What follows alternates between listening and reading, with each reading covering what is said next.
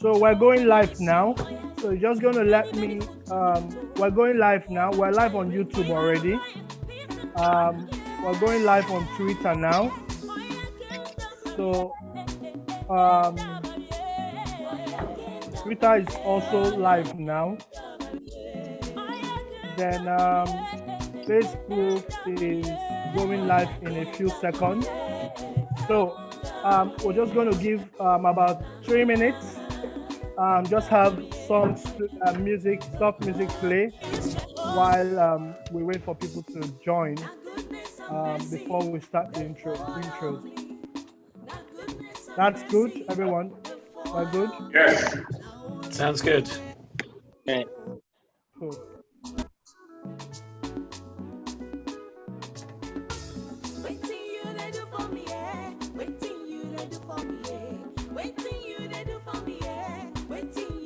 Going live in it. So I'm admitting everyone, all the people on the waiting room now.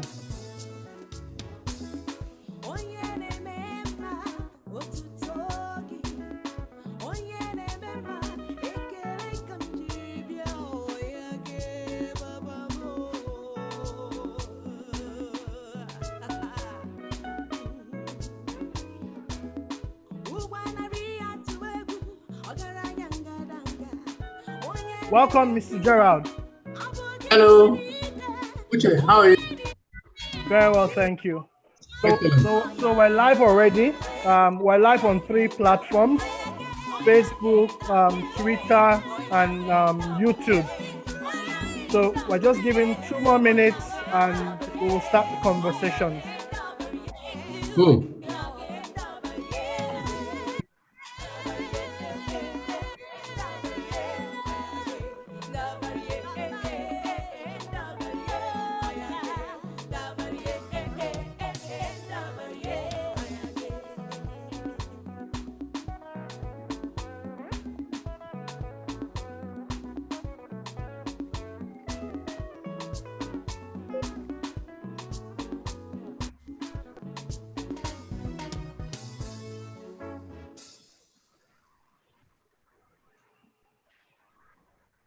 Hi, Gerald.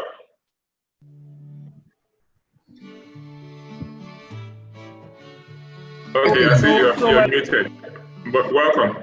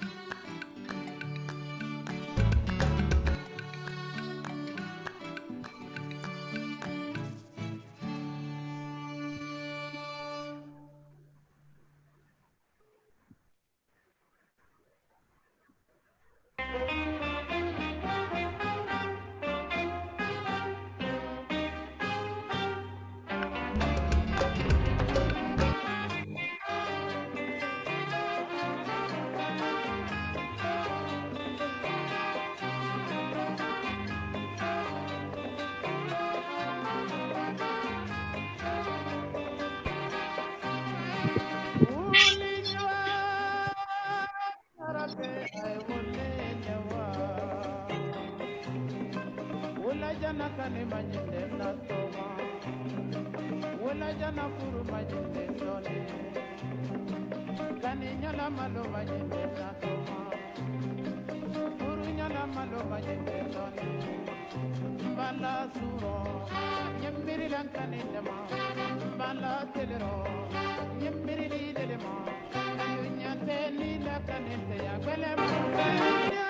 right, welcome everyone. So we're going to go live in. We're going to start this conversation in just 1 minute. Thank you for joining us for this session, which is the first in a series of sessions to discuss the broad issues around broadband in Africa. Last year we held, sorry, just 1 minute, please.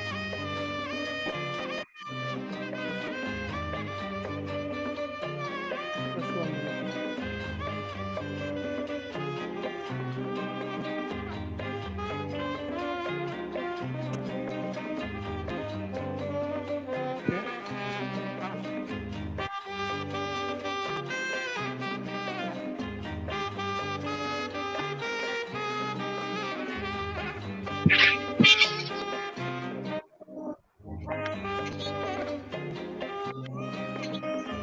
Okay, guys. Yeah, so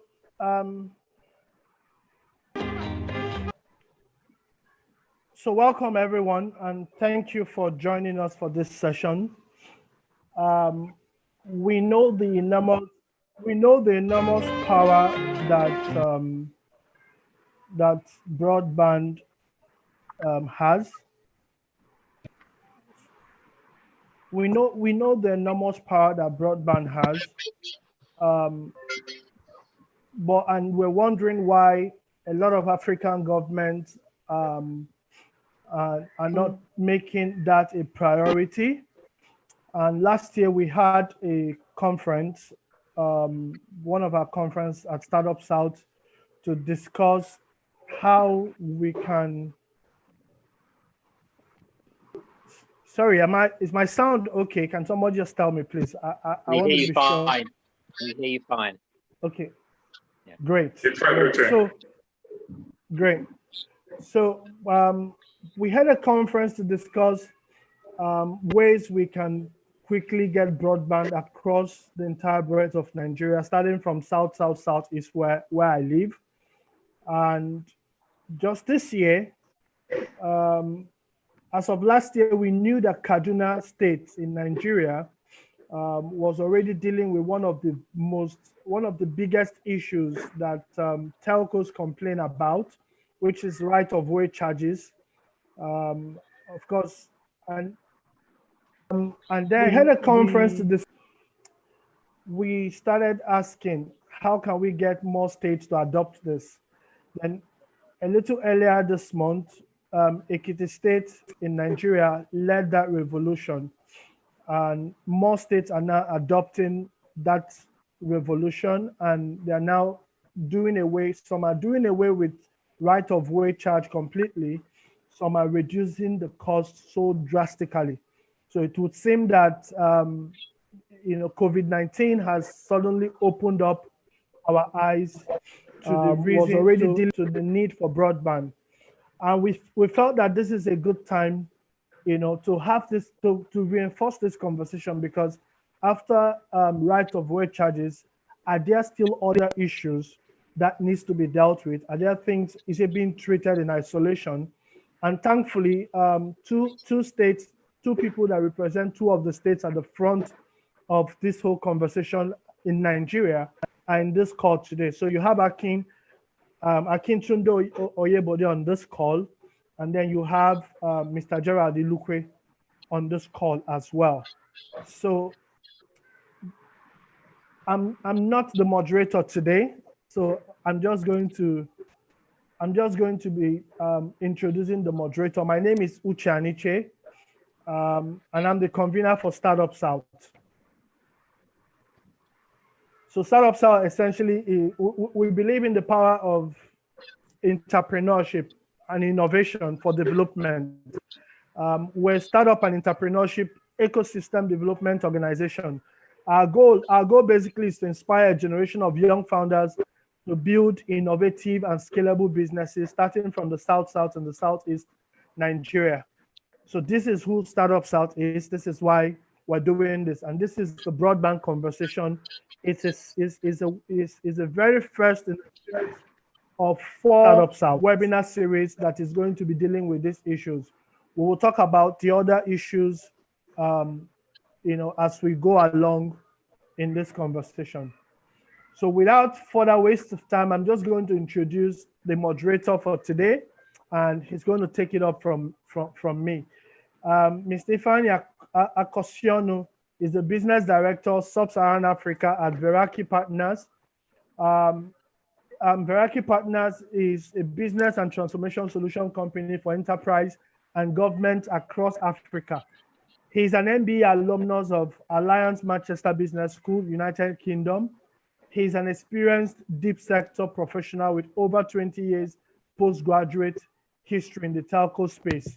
Ifeanyi is an expert at spotting technology patterns and digital trends, helping stakeholders make sense of the rapidly converging world of innovation across sectors.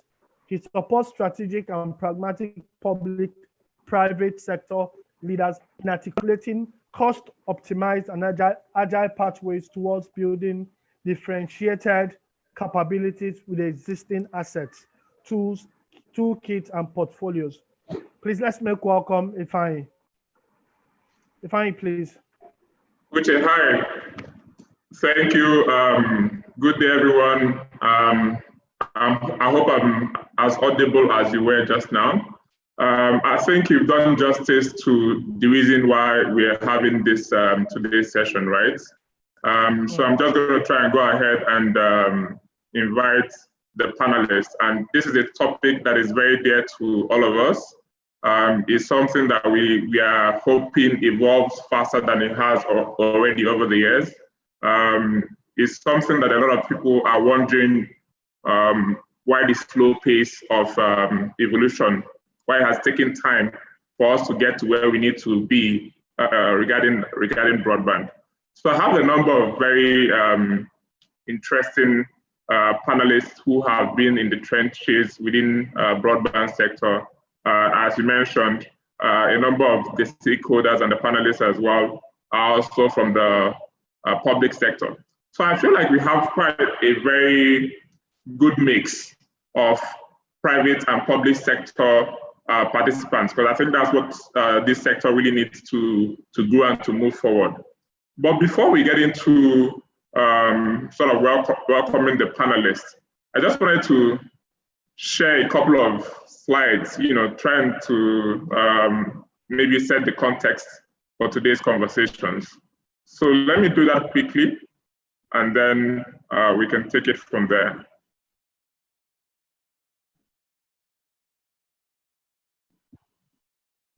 Just let me know if you do see my screen.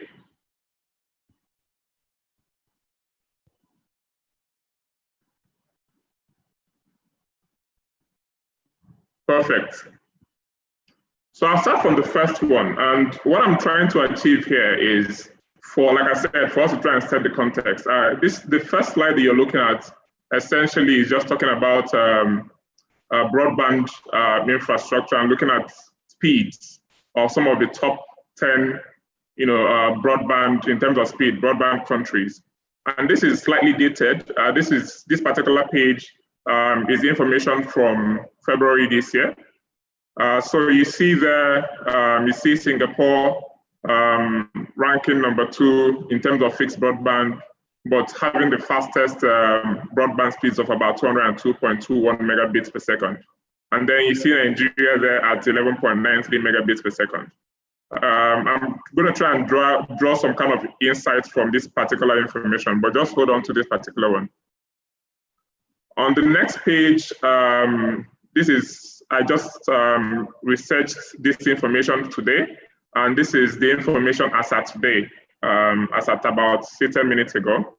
And we are looking at Singapore having a broadband speed of about 198.46, and Nigeria has also dropped to about 8.96. Switzerland, interestingly, compared to February, has actually improved to number 5 position when you look at the global averages. Now, why is this important? This is information from the World Economic Forum, right? And so this is the World Economic Forum looking at different pillars on which global competitiveness can be measured, right? And so looking at broadband, if you look at the areas highlighted there, right, you see that again, Switzerland is a top in terms of fixed broadband internet subscriptions. So that's like penetration. And then the other thing that you also see is that Switzerland also has, in terms of workforce and skills of workforce, is also leading the ranking there. Now, if you begin to draw some insights out of this particular page, it begins to demonstrate to us that really countries with good broadband are likely to be more competitive than countries with poor broadband, right? Again, some other pillars that you see there as well. And remember Singapore with its broadband speeds as well. You know, you see there, I highlighted the trade openness where Singapore is ranking the highest, Nigeria is ranking 116th. And when we are talking about ease of doing business, this is what it comes down to. And then you look at as well the labor market. Singapore again is ranking the highest in terms of the labor market. Nigeria there is ranking at about 67, right? So skills is important. Ease of doing business is important. We can't really be competitive as a nation or as a continent if we don't have the right infrastructures in place. So for that, broadband is key.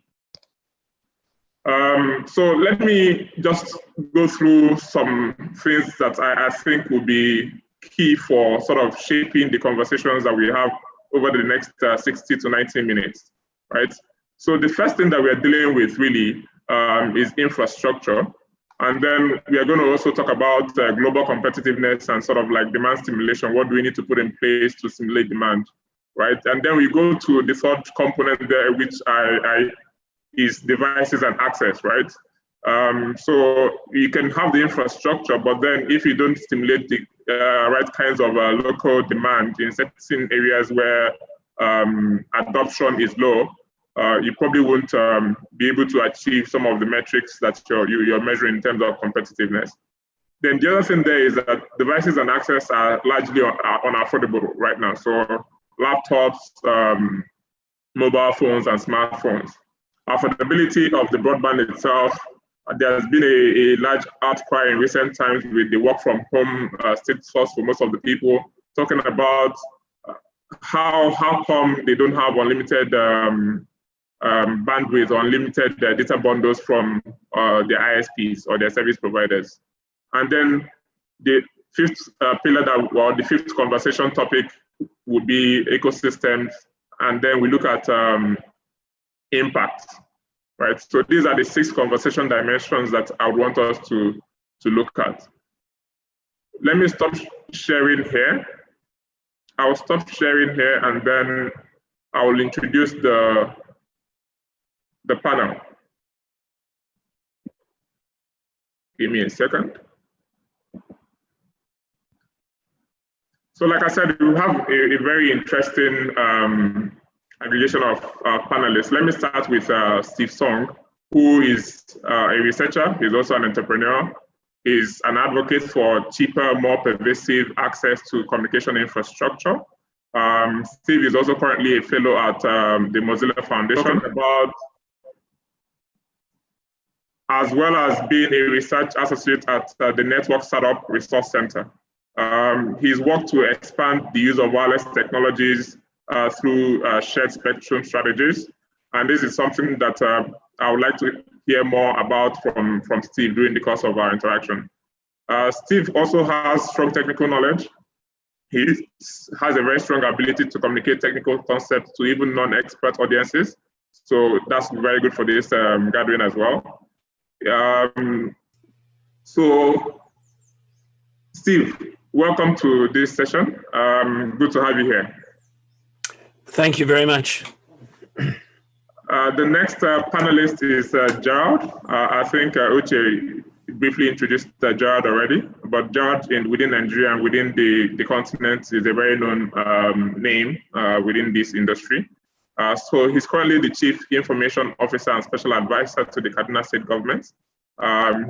He comes with over 28 years of extensive experience in ICT and management gained from multinational corporations and of course the public sector where he's gone back to at the moment. He was a pioneer CEO and MD at Galaxy Backbone, the ICT services company of the federal government. Prior to this, he was a pioneer general manager of Microsoft Nigeria with responsibilities extending across Anglo-West Africa. He served on several high-level federal government committees on ICT policy development and governance, and also serves on boards of trustees of ICT development foundations in Nigeria. George, great to have you here. You're very welcome. Let me then introduce as well Bradley Shaw. Hello, everybody. Happy to be here. Sorry, I don't want to interrupt, but I just noticed somebody, Brian Longway, saying facilitators could avoid reading bio word for word. Okay, I mean that's fine. That's a good feedback. Maybe we'll go ahead and do that as well. So Bradley Shaw is the regional manager, Middle East and Africa at Neuron Wireless. Bradley, thanks for joining. Good to have you here. Akintunde Oyebode is an economist. He's currently the special advisor to the governor of Ekiti State on investment, trade, and innovations. Akintunde, glad to have you here as well. And then Ben Roberts, last but not the least, is the Group Chief Technology and Information Officer at Liquid Telecom. Ben, excellent to have you here. So I think what we're going to start with, before we get into any form of questions from my end, is that I would like to give each of the panelists, say about 3 to 5 minutes to just, introduce yourself once more. Let it come directly from you. Introduce yourself once more. Talk us through what you do currently and how that has a potential to impact broadband on the continent of Africa. Let me start with Ben. Ben, if you can hear us, please, you have the platform. Hi there. Hi, welcome everybody, and hello. It's nice to be. It's a long time since I've been to Nigeria, so it's nice to be presenting today. I do see quite a lot of people here, people from Kenya and even Malawi. I can see on the chat as well. But look, I think I've been Liquid Telecom. We've been building out a pretty big broadband network of data centers across all of Africa for the past quite a long time now. We started with satellite, but we've been doing fiber and data centers for about 10 years. And really, I've been solving a lot of engineering challenges along the way. And really now I'm focused on how people are using broadband and what it takes to drive broadband. So, but I want to move on from that, and as an introductory sort of remark, really, we talk a lot about speeds and this obsession with speed measurements and speed data. And you presented some numbers there. I looked in the Nigerian broadband strategy just before this call, and I saw the figures in there completely different. We're saying the Nigeria speed for Nigeria is 1.56 mean download speed, compared to Kenya being 7.62 megabits per second and South Africa being 8.4.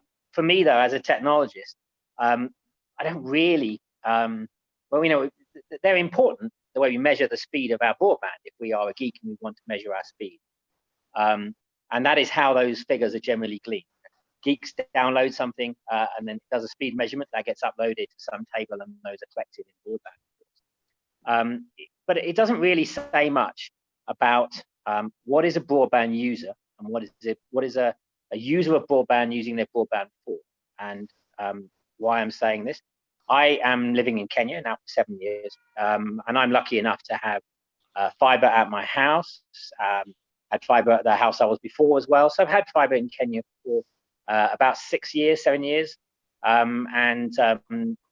Being CTO of Liquid Telecom, I've got an unlimited speed link and I don't pay for it. So I'm privileged in that regard. So I don't pay for the data that I use. You know? And last year, we have a house in UK as well. And last year, although I had broadband in the house in UK, I finally got fiber delivered to my house in UK last year for 6 years after I got it in Kenya. People were surprised when I posted this on the web.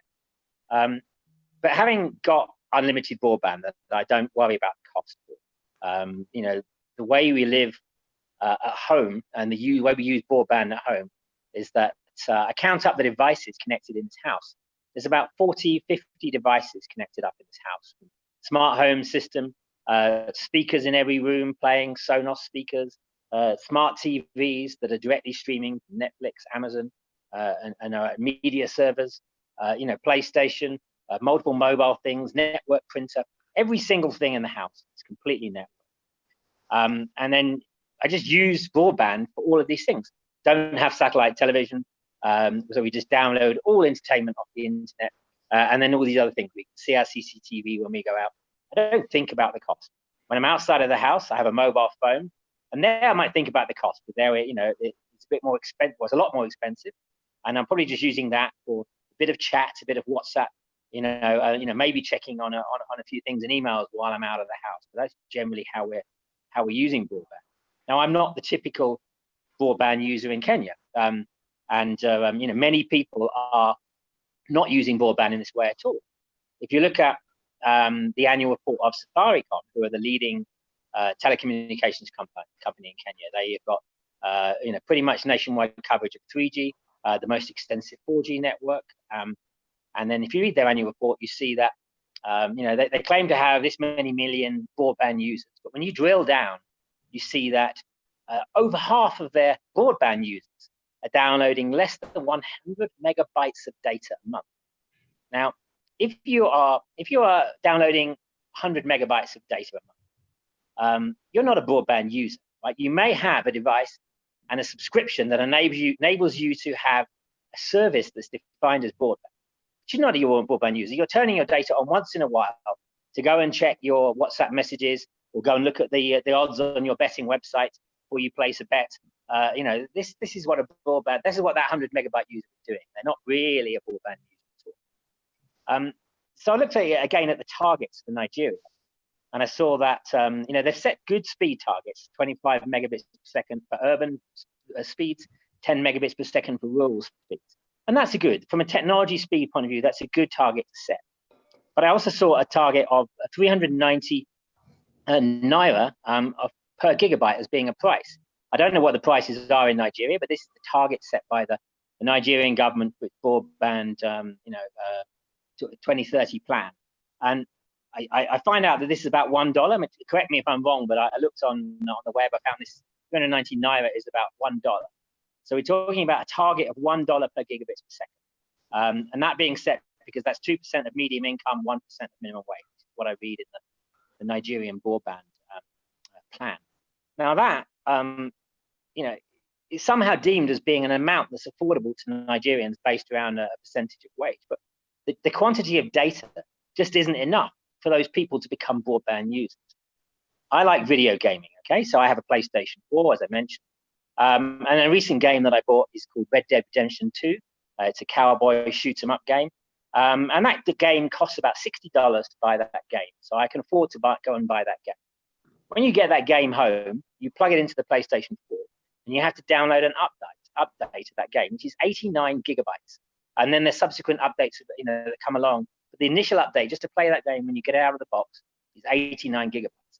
So having paid $60 for a game, if I was paying $1 for a GB, I'd have to pay $89 just to download the data to update the game. That is not affordable to me. I would just say, forget it. I will play something else that doesn't have an 89 gig. But I can't afford to pay, $149 just to play a game. It's too expensive, and that is why people are downloading such small amounts. That is why, despite having access to technology and speeds, the majority of people are not broadband users. Thanks a lot, Ben. And I will tend to agree mostly with you. And yeah, you're indeed right. Even though some people are currently covered, there's this other element of even being underserved, right? So you may have coverage, but you're not really using your broadband or your connection for what you're ideally or what your peers in other parts of the world are using the same level of connectivity for. So let's go to Bradley now. Bradley, could we hear from you as well? Just 3 to 5 minutes, a good overview. Great stuff. Thanks so much, Ben. Thanks for the intro and starting the conversation. So Ben, in the opposite side, I was in Nigeria in November. I'm a fairly regular visitor to the country. I've been traveling to Nigeria. I think my first trip was about 11 or 12 years ago. I've got 3 partners that we work with in Nigeria. We work with both of the largest operators in Nigeria. We deployed sites with Airtel, and we're an approved vendor with the MTN business. And we specifically, as a telco vendor, have up until this point been focusing on 2G. 2G equipment is still a requirement in most markets across Africa for a range of services, financial inclusion, for mobile money transactions using USSD, insurance services that are being offered over USSD. But we are seeing a shift in the market where a country like Nigeria is pushing to deploy more 3G services into their rural areas. We have products coming to the market shortly, which will provide a 2, 3, and 4G service in the same box, delivered to a rural community to provide those services using solar power only. So it becomes a product that is serviceable for remote and rural villages across the entire continent. As I said, Nigeria is of specific focus for us at the moment. There are a large number of sites that need to be built. The last conversation I had in country was, I believe there are upwards of 5,000 villages that currently still need to be connected in Nigeria alone. So there's a massive kind of potential for connecting unconnected users in Nigeria, and broadband is going to become an absolute requirement in terms of the services that are being used by these populations, and as well as the regulator requiring broadband services in these remote areas. From a cost perspective, there are numerous ways to connect these villages. There are a number of kind of technologies and kind of shifts that are happening in the market. There certainly seems in the mobile space a shift towards open RAN systems, where you can have multiple radio vendors on the remote side connecting into a single core on the core side of the operator. Which changes then from a single RAN operator setup where you have one of the large vendors, an Ericsson or a Huawei or a Nokia, running the core and the radios on the remote. With an Open RAN system, you would be able to put any of the Open RAN compliance core side sets of equipment from a Mavenir, an Altio Star, a Parallel Wireless, whoever it might be, and then you could have multiple vendors connecting into that on the remote. So we are certainly seeing some fantastic developments in the radio space that are going to allow us to connect rural communities to broadband much cheaper than we have in the past, which I think is a great progress for everyone, including those rural communities. Thanks a lot, Bradley. I think that's definitely a topic the audience would be very interested in hearing more about. Just looking at ways to radically decrease the cost of extending broadband to rural communities and to underserved areas. Let me go to Akin. Akin, are you there? I can see Akin is still on mute. So someone's going to have to unmute him. Okay, let me see if I can unmute him. I have just unmuted him. Okay, perfect. Yeah, I can have the stage. Go ahead, please. Just 3 minutes, 5 minutes, a brief overview of what you're currently doing, and we'll take it from there. Okay, I think from my perspective, so I'd like to be the commercial guy on the panel. For me, especially representing a subnational in Nigeria, the first conversation and the first problem to solve is access. So while the national policy has prescribed price points, we think that the market will typically resolve itself. And so our role is to enable a much broader access and quicker penetration. And this for us is a fairly straightforward conversation. We've got almost 80% of our population under the age of 30, a high potential demand side market based on universities and high school usage. And we think that our biggest challenge today is non-consumption, because effectively the service is not available. So we can't even determine how much people will pay for it if the service was available. So for us, it's solving the non-consumption challenge and then following that with building an ecosystem that creates jobs out of lastly, I mean, I'm not so, and I want to be very blunt here about not being overtly worried about rural communities. I think that if we get to urban centers and suburban areas, we will even see some internal migration as opportunities start to open up in those areas. I definitely think that the Nigerian population, speaking for Nigeria and parts of West Africa, we find that population is often dispersed in lots of rural communities, makes it very difficult to aggregate commercial activity, makes it very difficult to ensure governance reaches most of the people. And I think as much as possible, we should encourage a bit more density around the country. So for me, it's how do we create urban and suburban centers of excellence? And on the back of providing infrastructure in those areas, how do we start to create economic opportunities for especially the young people? Thank you.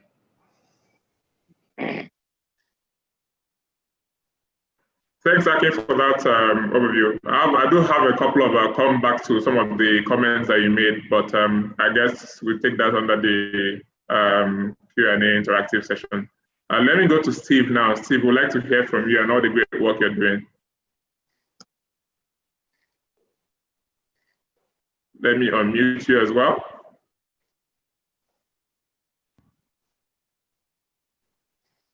Steve, go ahead. Thank you.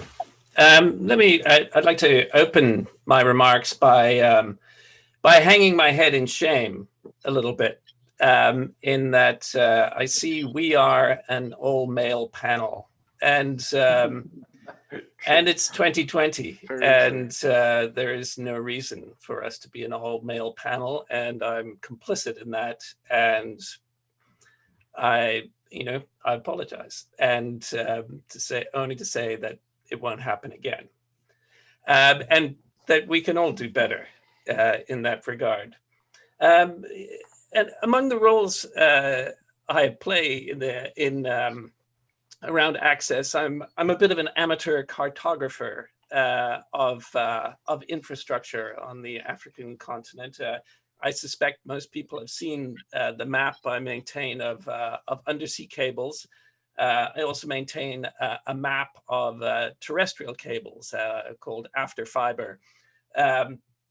And watching the emergence of fiber over the last, say, dozen years, I've come to a couple of conclusions. One is just that fiber is a much more important technology than I think it's publicly given credit for. We talk a lot about mobile technology because it's pervasive. It's it's in our hands, this technology, and we see it everywhere. Whereas fiber optic cables are buried under the sea or under the ground, And I don't think we recognize the full impact that they are having on the market and on access.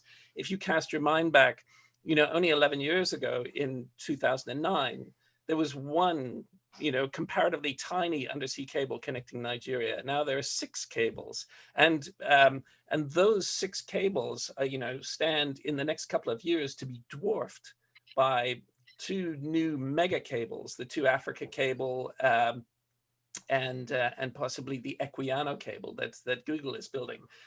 And as I have observed the development of these undersea cables, what I've seen is that nature abhors a vacuum, right? 11 years ago, there was hardly any terrestrial fiber infrastructure on the continent.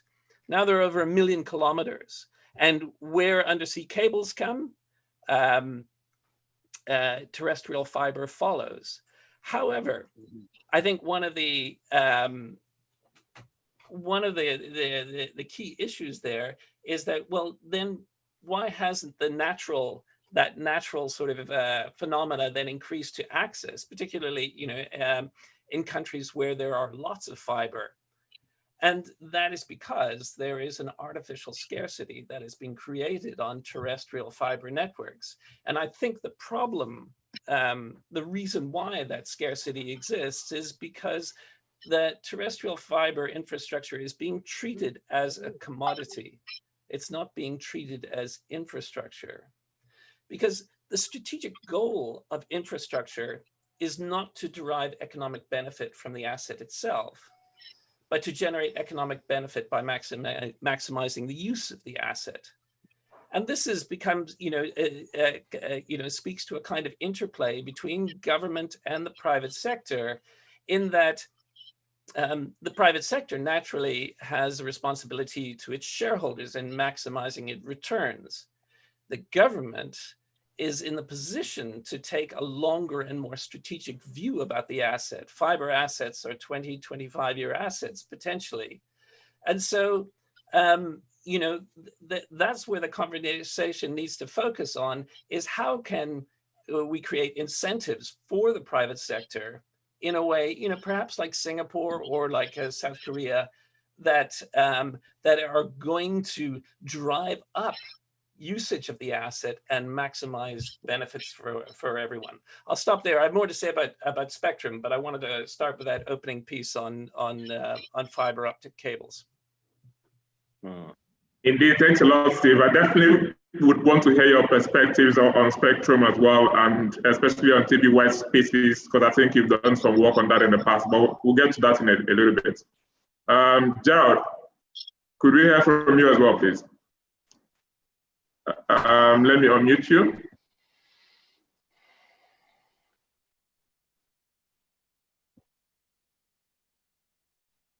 Okay. You guys have made my work easier because everybody spoke before me. Yeah. Let me have a few things to kind of complement some, but let me start with the one I'm not so sure about. Where undersea cables come, terrestrial fiber follows. Is this true? Has that been the case? And if that has been the case, we won't be on this session because it's about scaling broadband infrastructure. Steve, I'd like to talk to you some more about the work you're doing with the fiber maps and everything. It will be very interesting to find out. One of the biggest, I followed the broadband from the SAT3, at least from a Nigerian point of view, from SAT3, and then over maybe 24-month period, 3-4 different undersea cables landed the shores of Lagos. Okay, so yeah, maybe we have 5, maybe we have 6, but we haven't had the inland evacuation to the extent that we expect, to the extent that we've been able to make impact. The further away you go from Lagos, in my days in Galaxy, it cost me more to get the IP to Abuja than it cost the IP itself that main one brought from somewhere in Portugal. And that hasn't changed much.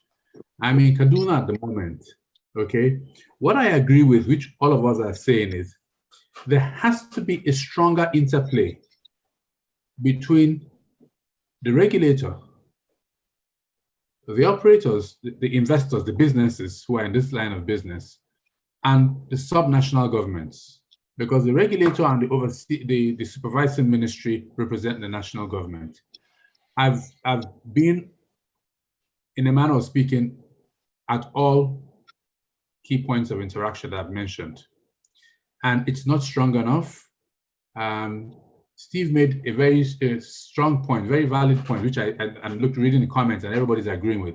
It's not about the fiber as a commodity, as from a point of view of the state government, as the new oil, as a new source of rent. That's not what it is. It's even beyond the catalyst, but it's something that is an enabler of business.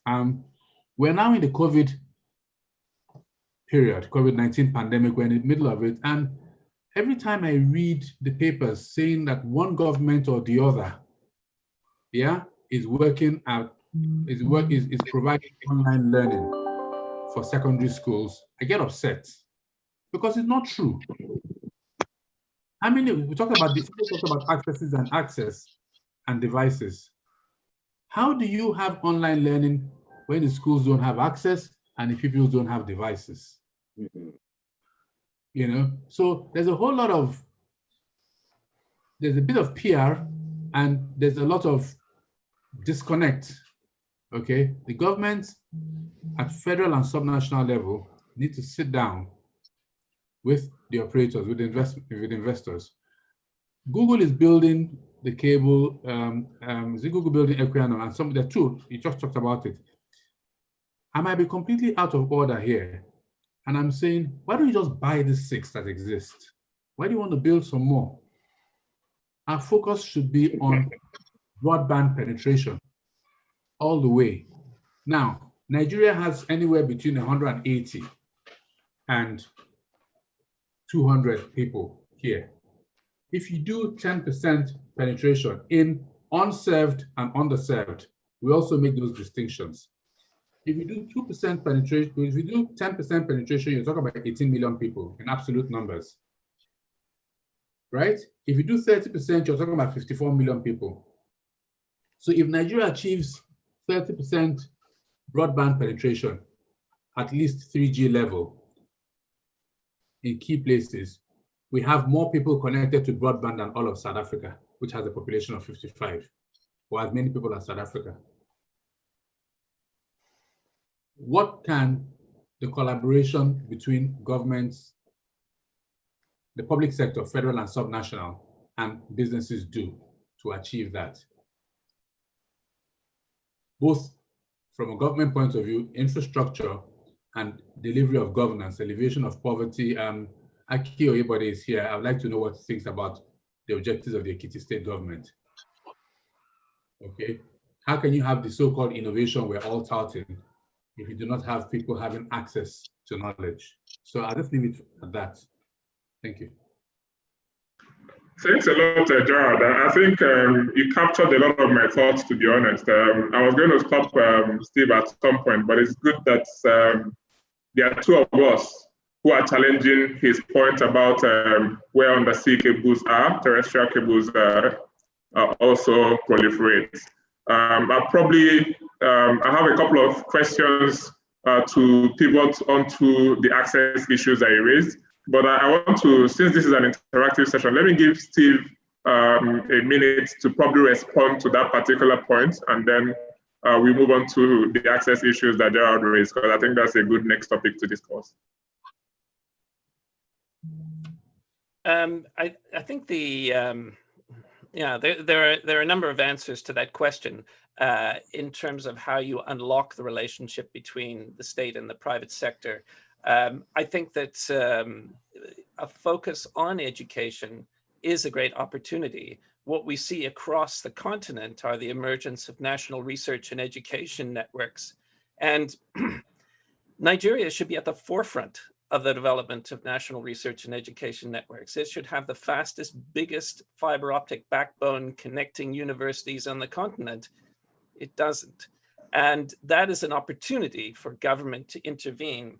And what national research and education networks are, they are cooperatives. They are the largest form of community network that exists, because they are not profit-seeking entities. They are simply a collection of institutions that realize that the fastest possible broadband is in their interest, and seek to maximize that infrastructure.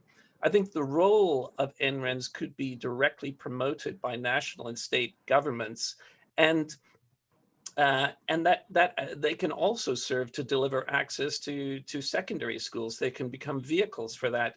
And once students come out of a university where broadband is fast and cheap, they're not going to put up with expensive access in the private sector. And this has actually been proven in internet development in North America. So universities have a critical role to play, and they occupy a unique space because they are not a commercial entity.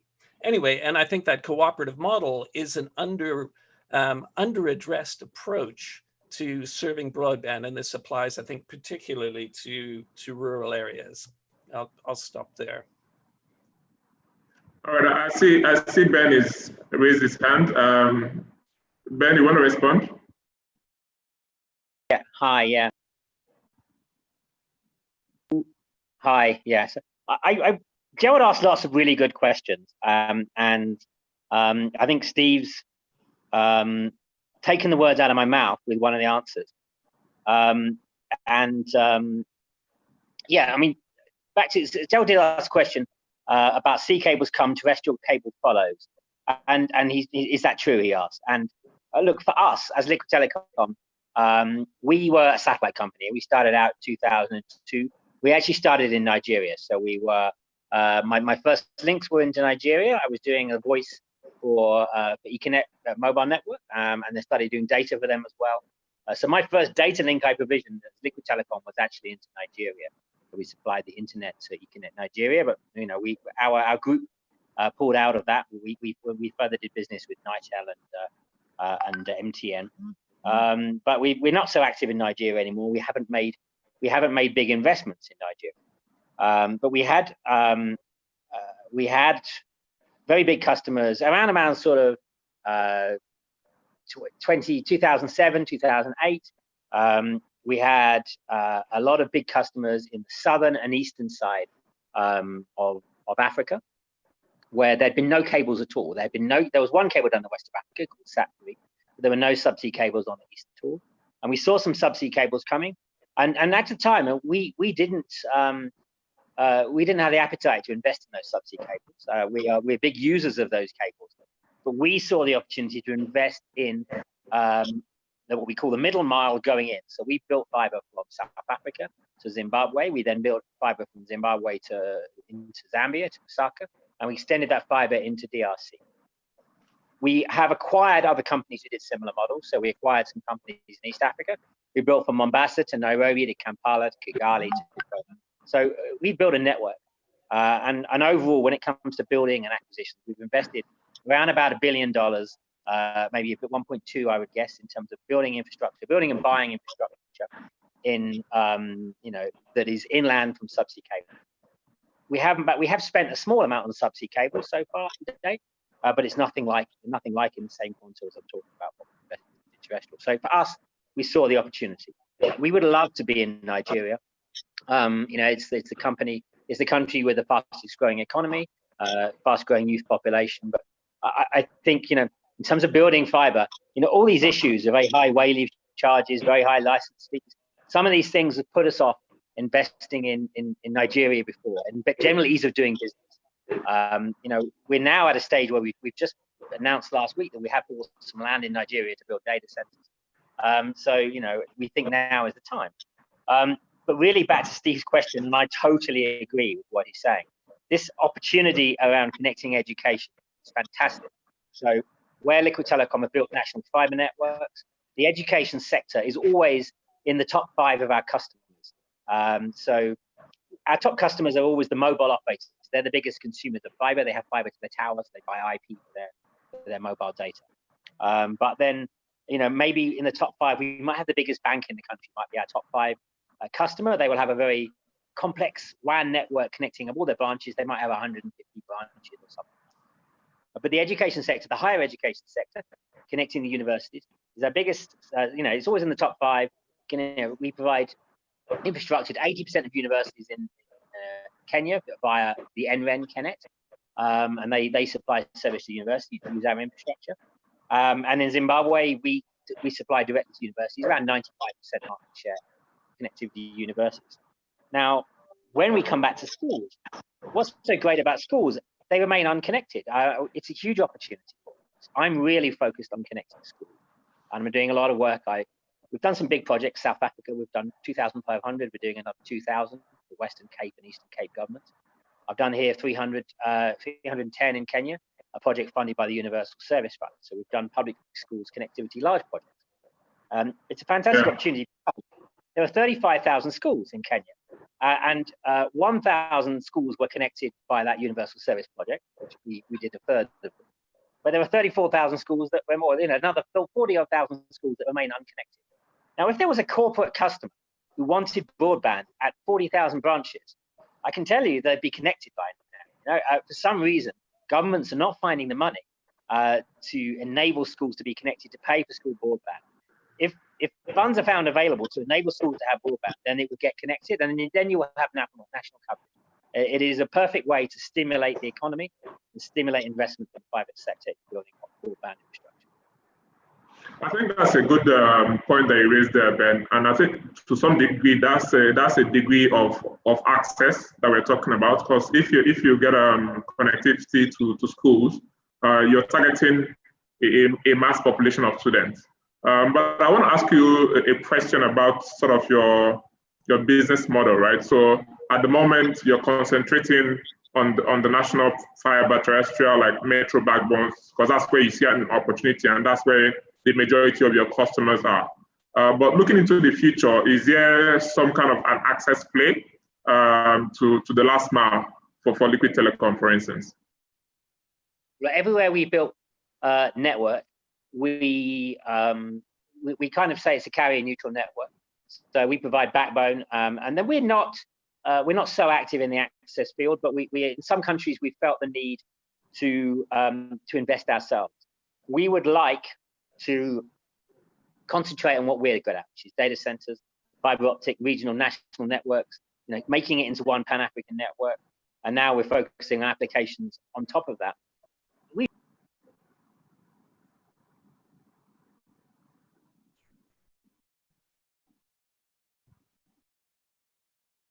The others invest into last mile, but where that hasn't happened, as a market stimulus, say in Zimbabwe, we invested a lot in fiber to the home because it wasn't happening. People were not investing it. We were doing okay there, and due to exchange control, it was hard to get money out of Zimbabwe. So we just thought, well, let's invest it directly, dig holes in the ground, and build a very extensive fiber to the home network. So where the market doesn't pick up and last mile providers don't come into play, we will invest into last mile. In Kenya here, we have a number of very active last mile providers. I can see some of them are our customers and partners. They're commenting on this chat as well. So where those guys can use our network, consume our backhaul, we'll let them do that, and we're happy to follow on that model. Thanks, Ben, for that. Let me move quickly to the issue of access, because I think that we all have agreed that that's where the majority of the problem does really lie, right? To provide context for that, I think it was yesterday that I was on a similar call like this, and some representative of a legislative representative was on the call, and apparently he had to travel about 3 hours just to be able to get access to broadband connection to be able to join or make that call. 3 hours. Now, because the constituent where he was driving from didn't have access to good connectivity. Now, this is someone who probably has access to some kind of a mobility and transportation to be able to get from point A to B. Now, I'm just wondering, that constituent that he had to travel from, there are schools within that community who have been completely cut off because of this COVID pandemic, who no longer have access to any kind of online learning. There are hospitals who are completely cut off from any kind of support. I'm just wondering whether we are really underscoring the impact the right way and really focusing on where we need to focus on. Because for me, I completely believe that the focus really should be on the access layer, right? And then it brings me to this question on fiber versus or fixed versus wireless penetration or connectivity. Where does Africa really have a hope of really making a significant short-term impact? Maybe I'll take this question to Bradley, and then I'll come to Aki and then to Steve on the same question, please. Should we be having a fixed approach, or should we be having a wireless approach, or should it be a very fine mix of both?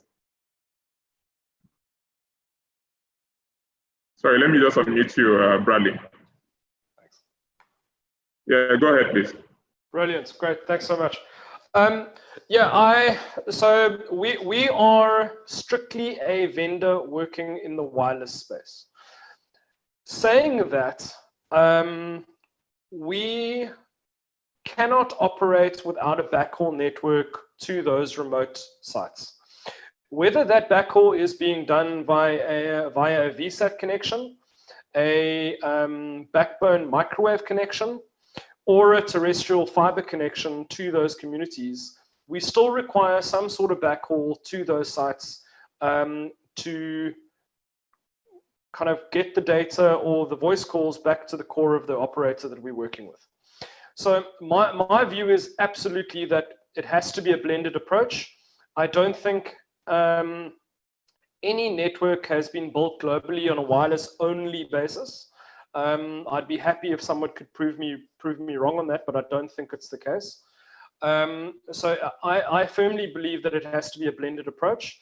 I certainly don't believe that mobile is the only connection option either. I certainly believe that in remote and rural locations, there's an absolute case to be made for a combination of mobile connections plus Wi-Fi to provide the best quality of service to those communities, as well as the most affordable way to provide broadband. So I think governments need to definitely take a pragmatic approach when looking at regulations. I think the mobile operators and ISPs and everyone needs to look at the networks and see, well, what is the requirement from the populations in these rural communities or these far-flung communities, however you want to call them, see what that need is, and then evaluate the need and see what technology best suits the requirements for those communities. So, for example, there are projects ongoing. We're currently doing a project in Ghana where we are using TV whitespace as the backhaul connectivity from a existing cell tower from a customer in Ghana. We're using TV whitespace from their tower to the new sites that we're currently building for the POC. And all the links in between on our portion of the network are all being carried using TV whitespace. And that is a 2G plus 3G and 4G network that's being built.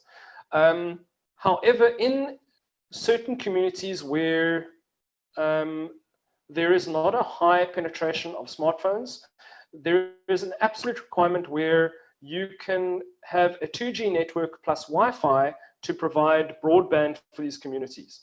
And I think there's a lot of conversation around that being the ideal solution for, from a cost perspective, in terms of building the rural networks out. And obviously certain operators are looking at those models to say, well, how can we sell Wi-Fi to our existing customers? And I see there are certain people on this call that we do business in the Wi-Fi space.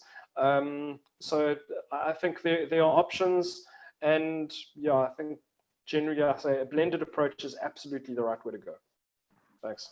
Thanks, Bradley. I would probably even argue that you may not be able to even have any delivery over 2G technology being referred to as broadband anymore. So maybe that's just internet. Totally. That's why the Wi-Fi is important. Okay, indeed. Akin, are you there? So still back to the issue that I raised around access. So within the Ekiti state government, for instance, what's the pulse? How are you interpreting the impact and the disconnection and the potential even lack of competitiveness going forward that this COVID has sort of necessitated, given that a lot of people, I can imagine within Ekiti State, maybe within the remotest parts of Ekiti State, have been disconnected from learning and other kinds of services, for instance. How are you interpreting the access challenge, and what's sort of the government of Ekiti State's approach to addressing this? Thanks. So I think Gerald made a very strong point in his opening remarks. And that point was generally around inequality and the widening inequality between the haves and have-nots. So while some of our children have the benefit of using Google Classrooms and having an uninterrupted calendar, so to speak, the further you go from Lagos and possibly Abuja and Port Harcourt, the less likely in Nigeria that we're able to deliver what is necessary content to children.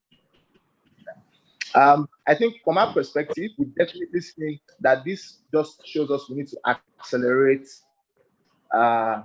deepening access. And what we've looked at in government, for example, is first, we have to face this approach. There isn't enough capital today to deploy broadband across the states in one swoop. So what we're doing to start with is looking for clusters where we have lots of schools, and those are primary, secondary, tertiary institutions, where we have a significant number of hospitals. So again, starting with tertiary and secondary healthcare facilities as the first phase of our deployment. So one of the things that fast-tracked, of course, our right-of-way policy in the States was also the realization that we have to quicken the ease of doing business. We have to make it a lot more attractive for providers to go to underserved communities. Some of the mistakes governments have made in the past, for example, is delivering hardware devices to students in locations where there's no connectivity. So what you end up just dropping for those kids are just devices that they play static games on, because there's no way of refreshing the content, there's no way of ensuring interactive learning, etc. So for us as a government, it's really just saying, how do we start by providing access at major signposts, healthcare, education, and security. So those communities are priority areas. And one of the things that we're happy to do with the providers is even barter whatever right-of-way charges. So we've brought our right-of-way charges from what used to be 4,500 naira per linear meter to 145 naira per linear meter. But we're even saying that even that amount, you don't have to pay in cash. We're happy to exchange that for connectivity or for usage in some of our state-owned hospitals. But I think for me, the more important point is also around how do we now start to build some commercial incentives around this, right? Knowing that providers are for-profit entities who are answerable to their shareholders. Our view as a state government, as a subnational in Nigeria, is then to start building business opportunities around things like business process outsourcing, around things like smart learning, and government itself being a consumer of technology products. So how do we deliver healthcare to people? How do we deliver information to people? How do we connect with the community? How do we digitize government itself?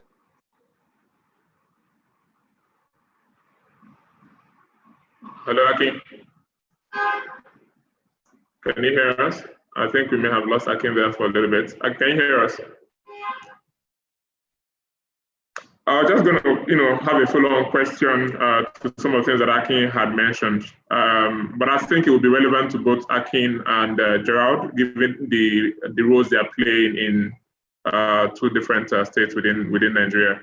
But before I go to Gerald, let me come to Steve very quickly. I want to just get your perspective on the TV white spaces concept and how quickly do you see that addressing majority of the challenges for extending connectivity to underserved areas? I know you've done some work on that in the past. Maybe you could just sort of enlighten the House a little bit around that.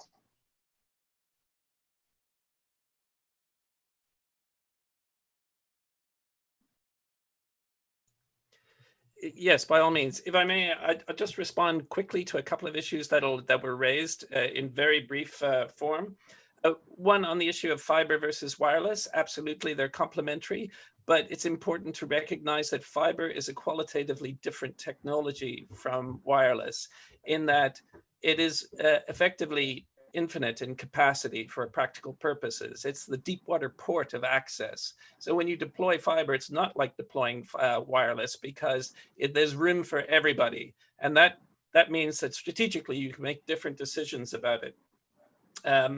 The second point is I just love the term middle mile fortress. Thank you for bringing that up. I'm going to use middle mile fortress often in future conversations.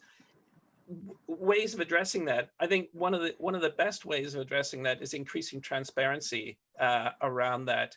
And the NCC has flat out the very best web resource from a regulatory perspective on the continent when it comes to spectrum and access issues. Taking that further into the realm of fiber networks, clearly identifying points of presence and getting operators to publish a rate card. West African Economic Community has already agreed that publishing a rate card is something that is strategically useful. Wholesale operators also looking at licenses for operators that only address wholesale. And then, to come to your point about TV white space spectrum, let me first just quickly comment on universal service funds. I think the comments in the chat are very to the point, but universal service funds have worked to this extent of incentivizing operators to go where they were already going to go. Where they don't want to go, universal service funds fails, and we need some different approaches to it. And I think opening up universal service funds beyond the incumbent telcos is really important, opening it up to the private sector and to cooperatives and community-owned models. So finally, to your point about TV white space, absolutely. There's hundreds and hundreds of megahertz of unused spectrum, especially in rural areas. And TV white space technology offers the opportunity of alternative rural backhaul, but it's the tip of the iceberg. It's a way station on where we want to get to. There are, LTE spectrum, which for the NCC has been amazing at the forefront of releasing spectrum in general to operators. Much of that spectrum lies fallow in rural areas, right? And so unlocking access to that spectrum in rural areas so that technologies like NURAN and others can be used by entrepreneurs and community-owned networks, cooperatives to access that spectrum. A key move in doing that is to create use it or share it provisions within LTE licensing or within IMT licensing in general. Use it or share it provisions will unlock rural access to entrepreneurs who are bringing innovative business models, just as Bradley was describing, of these new technologies, Open RAN based, solar powered, smaller base stations. So I think TV white space is fantastic, and it's fantastic to see that it's on the verge of being going into formal regulation in Nigeria. But we need to go further. We need to unlock LTE in rural areas.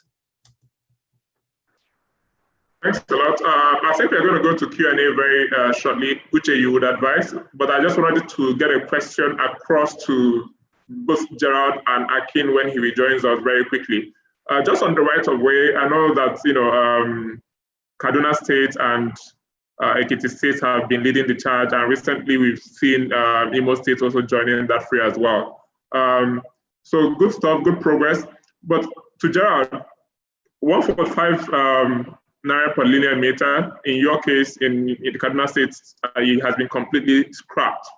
What has been the response from ISPs and mobile operators to this move?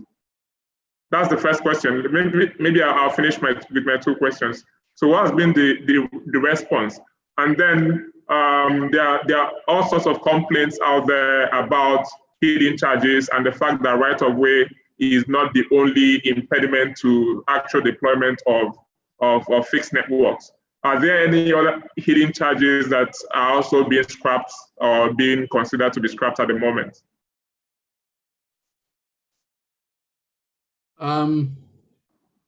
Okay, let me take the second one first, right?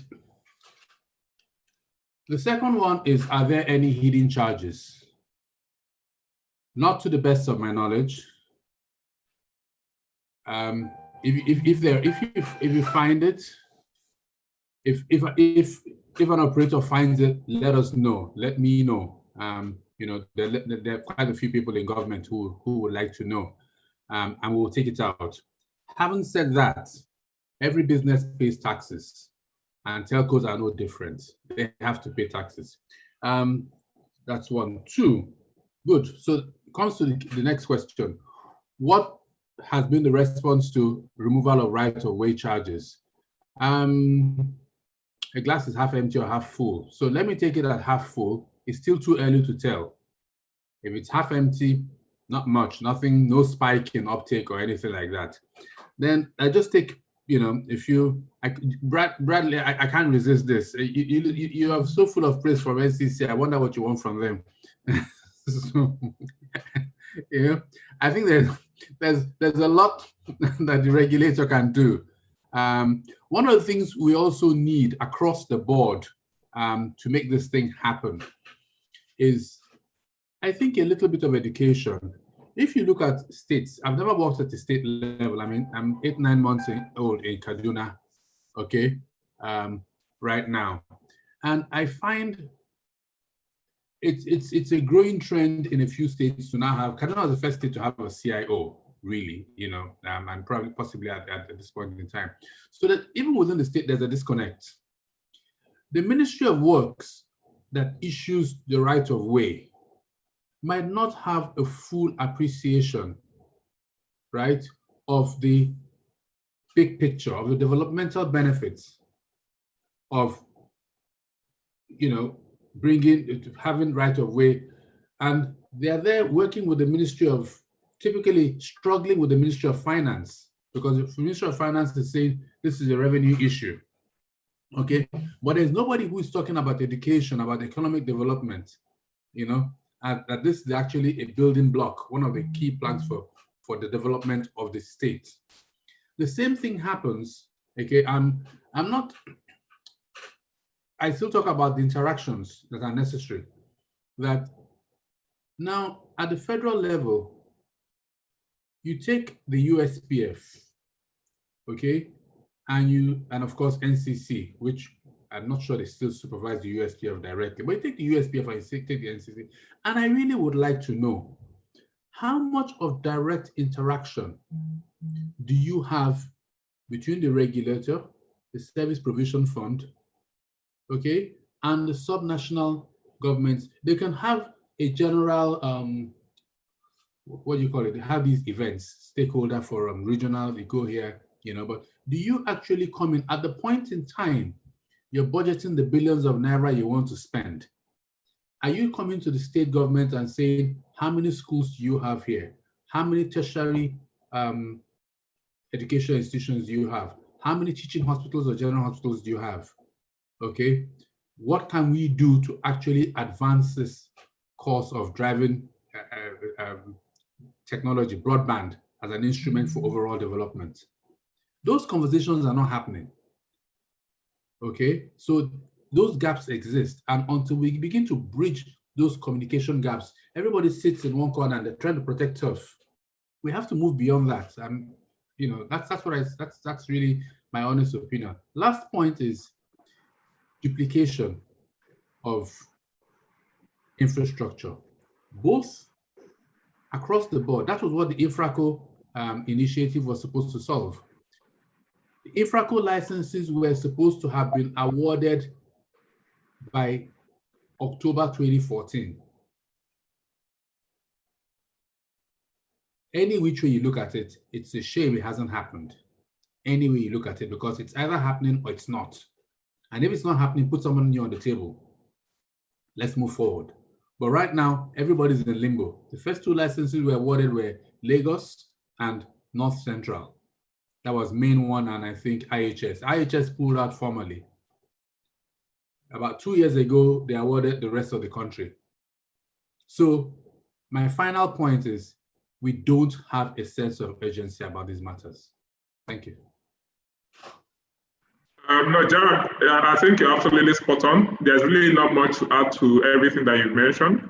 And so that this is not also just another talk shop, I'm hoping that some of the things that you mentioned will go into a list of initiatives that we can take forward even beyond this conversation.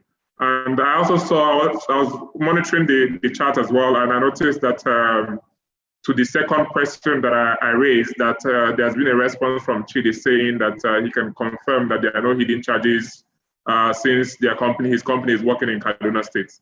I think that makes us feel happy. So let me come to Akin with the same question for Ekiti State. I just wanted to get your perspective on this as well. Okay, so I think, thank you. So first off, I align myself with a lot of what Gerald has said. But to answer your questions, both questions, one, there are absolutely no hidden charges. And in the same vein, if anyone comes across any suggestions of such, we're happy to take that up at the highest levels of government. So on the second point, what have we seen? I mean, for us, we've been having conversations before we formally made the announcements. So we started to see, for example, one of the leading telcos effectively saying they've got 160 kilometers to deploy in states, and they expect them to send in their formal application within the next 2 weeks. We've also had the Infraco, the Southwest Infraco, Odua Infraco come to us. And while, of course, there's still questions and conversations, I feel that we need to encourage them as well. And so we offer them a chance to lay 600 km. But again, I think Gerald's point is very strong that, look, you've got to engage subnationals in whose jurisdiction the consumers reside, to understand first, what is the scale of operation in your state? What kind of partners are you willing to accommodate in states? For example, when NCC issued those licenses, I'm not sure what kind of subnational engagement happened. I wasn't in Ekiti at the time, but there's no evidence that there was any engagement with the subnationals. And that's why we've seen the process stall for as long as it has. So on our side, I mean, I think we're quite excited at the early feedback, but it's too soon to see any significant traction. It's literally been a week or two since the announcement was made. Thank you. Okay, so essentially, there's an open call. There's an open call from what I'm hearing for more collaboration between the federal, driven by the NCC, and the subnational regions as well, right? That's what I'm hearing. There's a question that I still have for both Gerald and Akin, but I want to go to Steve first, because I think this is something we are seeing sort of different models, right? Steve, I'm sure you're familiar with what has happened and what we have been speaking about in terms of the right-of-way charges that have been dropped in recent times. right? What's happening? Uche, are you there? Can everyone hear me? I am. Everyone can hear you. Go ahead. Okay. All right. Perfect. So there are sort of there are different information coming through from different states. There are different reactions essentially, and I'm just trying to look at some sort of a workable model for deploying sub-national fiber networks. What has happened in Ekiti States and in Kaduna States is slightly different from what a few other states are currently sort of thinking about and considering. So there's this consideration about having some kind of a unified duct system, where a third-party entity essentially deploys ducts on the behalf of the states and then leases out those ducts to ISPs and MNOs on a yearly basis. So what has been your experience in terms of the model that has worked and been the most effective?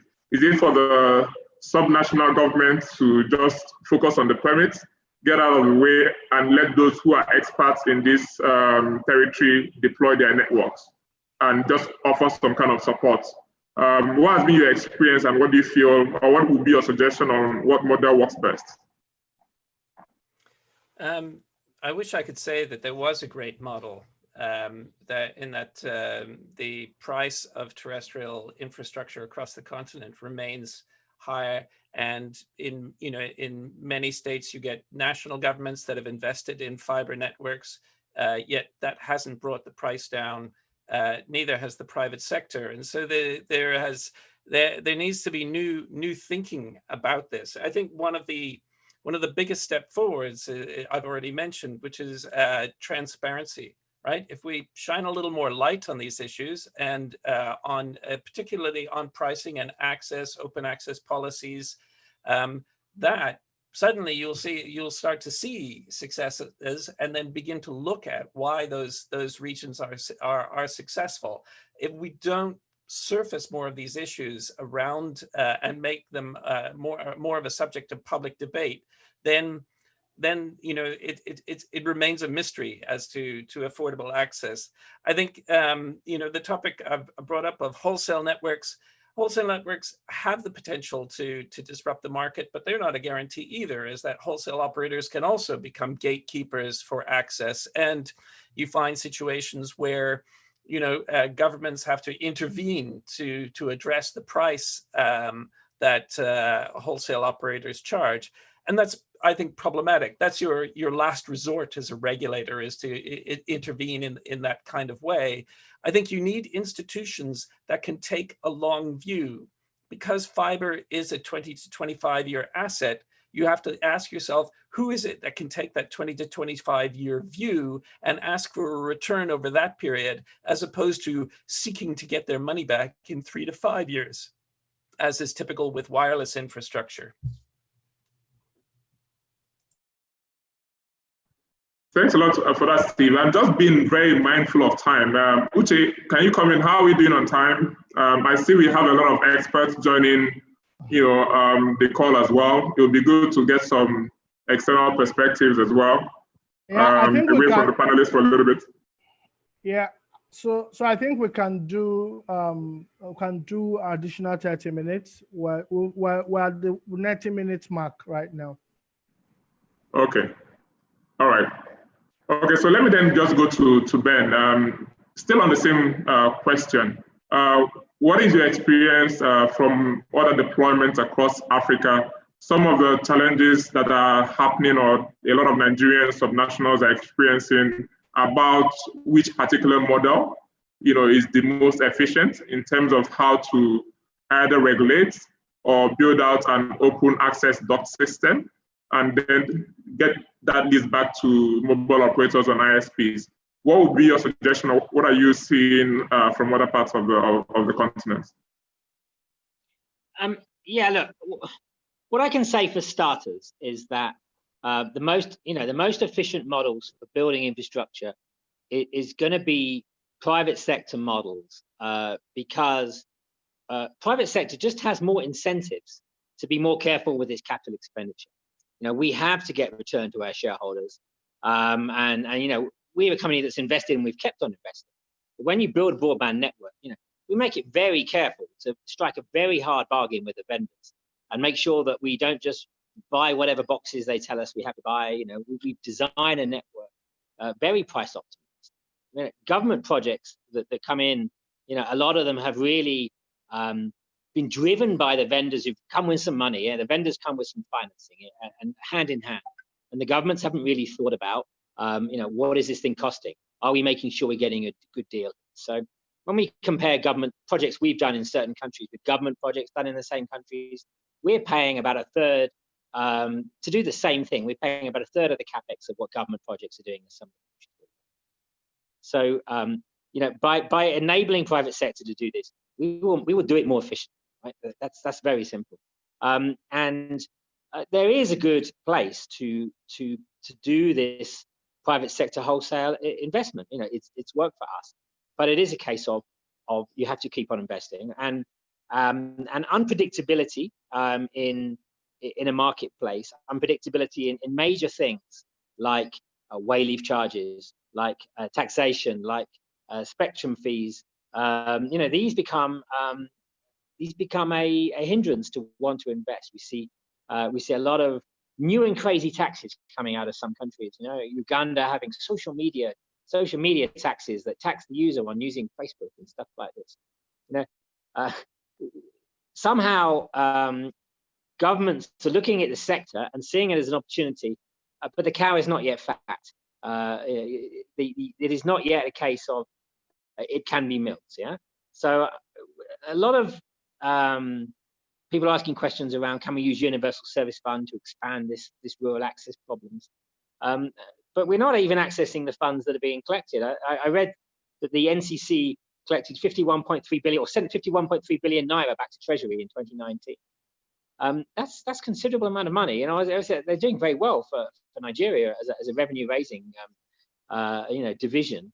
But are African governments thinking about spectrum and waived? Are they thinking these about monetizable things they can make money of right now and milk the cow before it gets fat, or are they thinking about these as, well, let's make these really accessible to people who actually have the real appetite to invest? And if private sector companies were given the incentive to invest and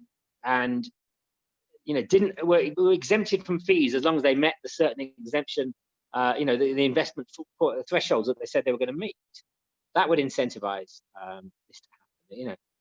The case is there. The case is there, and whilst there are gatekeepers, as Steve said, we do have to. In private sector, we probably do have to monetize in a shorter period than 10 years, but seven is about right. Because we do have equipment needs to be refreshed. There's a continual need. When we started building fiber networks, we were putting in technology called synchronous digital hierarchy that had units of STM1s. Now we put in that's 155 megabits per second. Now we put in minimum DWDM as specification that has units of measure of 100 gigabits per second links. So we have to keep on refreshing the technology, and we have to keep on rebuilding the fiber as well. There was a lot of road construction projects going on, and a lot of infrastructure. We build along roads mostly, and a lot of those are single carriageway roads. All across Africa, we've seen mega investment coming into making those into dual carriageway roads, and we've had to rebuild a lot of those fiber optic networks at our cost with no compensation whatsoever, despite the fact we've been paying for waived for years. And then someone says, you have to move the waived now, and we have to rebuild and reinvest that whole build. So to think that fiber is a one-off, terrestrial fiber is a one-off cost that is going to last 25 years would be unfair on us to make that assumption, because we have to keep on repairing that. It's maintenance to stay still. Thanks, Jared. Please go ahead. I know you wanted to say something earlier.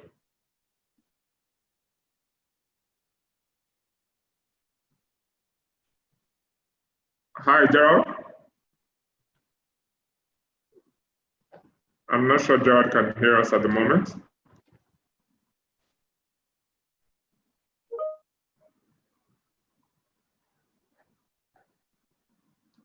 Yeah, just a Let point me of go correction for Ben. Okay. Ben talked Yeah, go about. ahead. Go ahead, Gerald. Oops. Yeah, I think he's struggling with his network. Losing him. Gerald, are you back? Let me unmute you again. Okay, I'm unmuted. Yeah. Hi. Okay. Hi, Gerald. No, I was just making a quick point of, to say that two things. One, the 50 billion naira that NCC remitted. I'm not holding brief for NCC, but he went on to use a phrase like milking the cow. So the 50 billion naira NCC remitted to Treasury. I'm sure most of us who know Nigeria will recognize that that was part of the fine for the infraction from MTN. So it's not like a day-to-day activity. See, the whole thing about investments. I like what was said about the comment about ducting. Again, there has to be engagement. It might, even the state governments don't understand the value. I work in a state, and which is one of the reasons why I went to Kaduna, which has probably one of the most forward-thinking governors in Nigeria. And what he's trying to do is what he did in Abuja.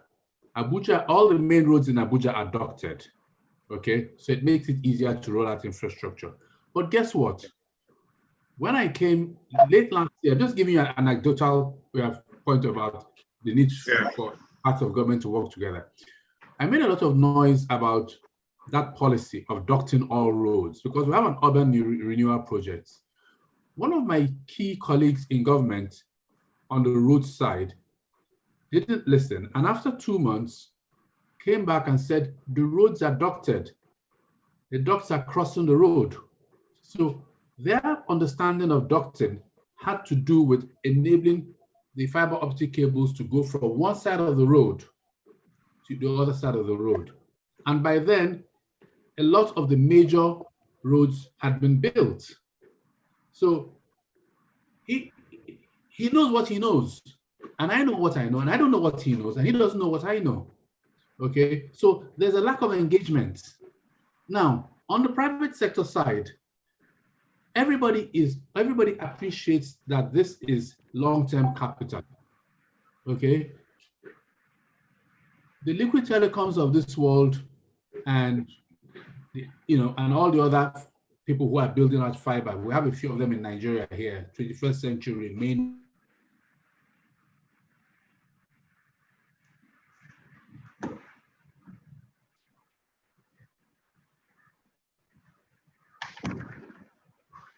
We seem to have lost. Have to meet government halfway.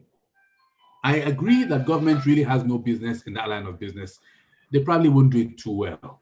But come to the table. Come to Kaduna, for example. Kaduna has 9.5, 10 million people. That's the size of a small African country. Liquid is in Zambia, I believe. Come to Kaduna. Is it okay? Can you hear me? Yes, it's okay. We can hear you. Yeah, okay, we can hear you. I'm not building enough infrastructure. That's why we have all these interruptions. Anyway, I'm in Lagos at the moment. You pushed it to Lagos State, so not Lagos, I'm pushing it to Lagos. Yeah. So, right. So, but what I'm saying is, I've been on both sides of the table. I've been on the private sector side and I've been on the public sector. Now I'm in the public sector back again. And I know that most investors are skittish because of policy inconsistencies.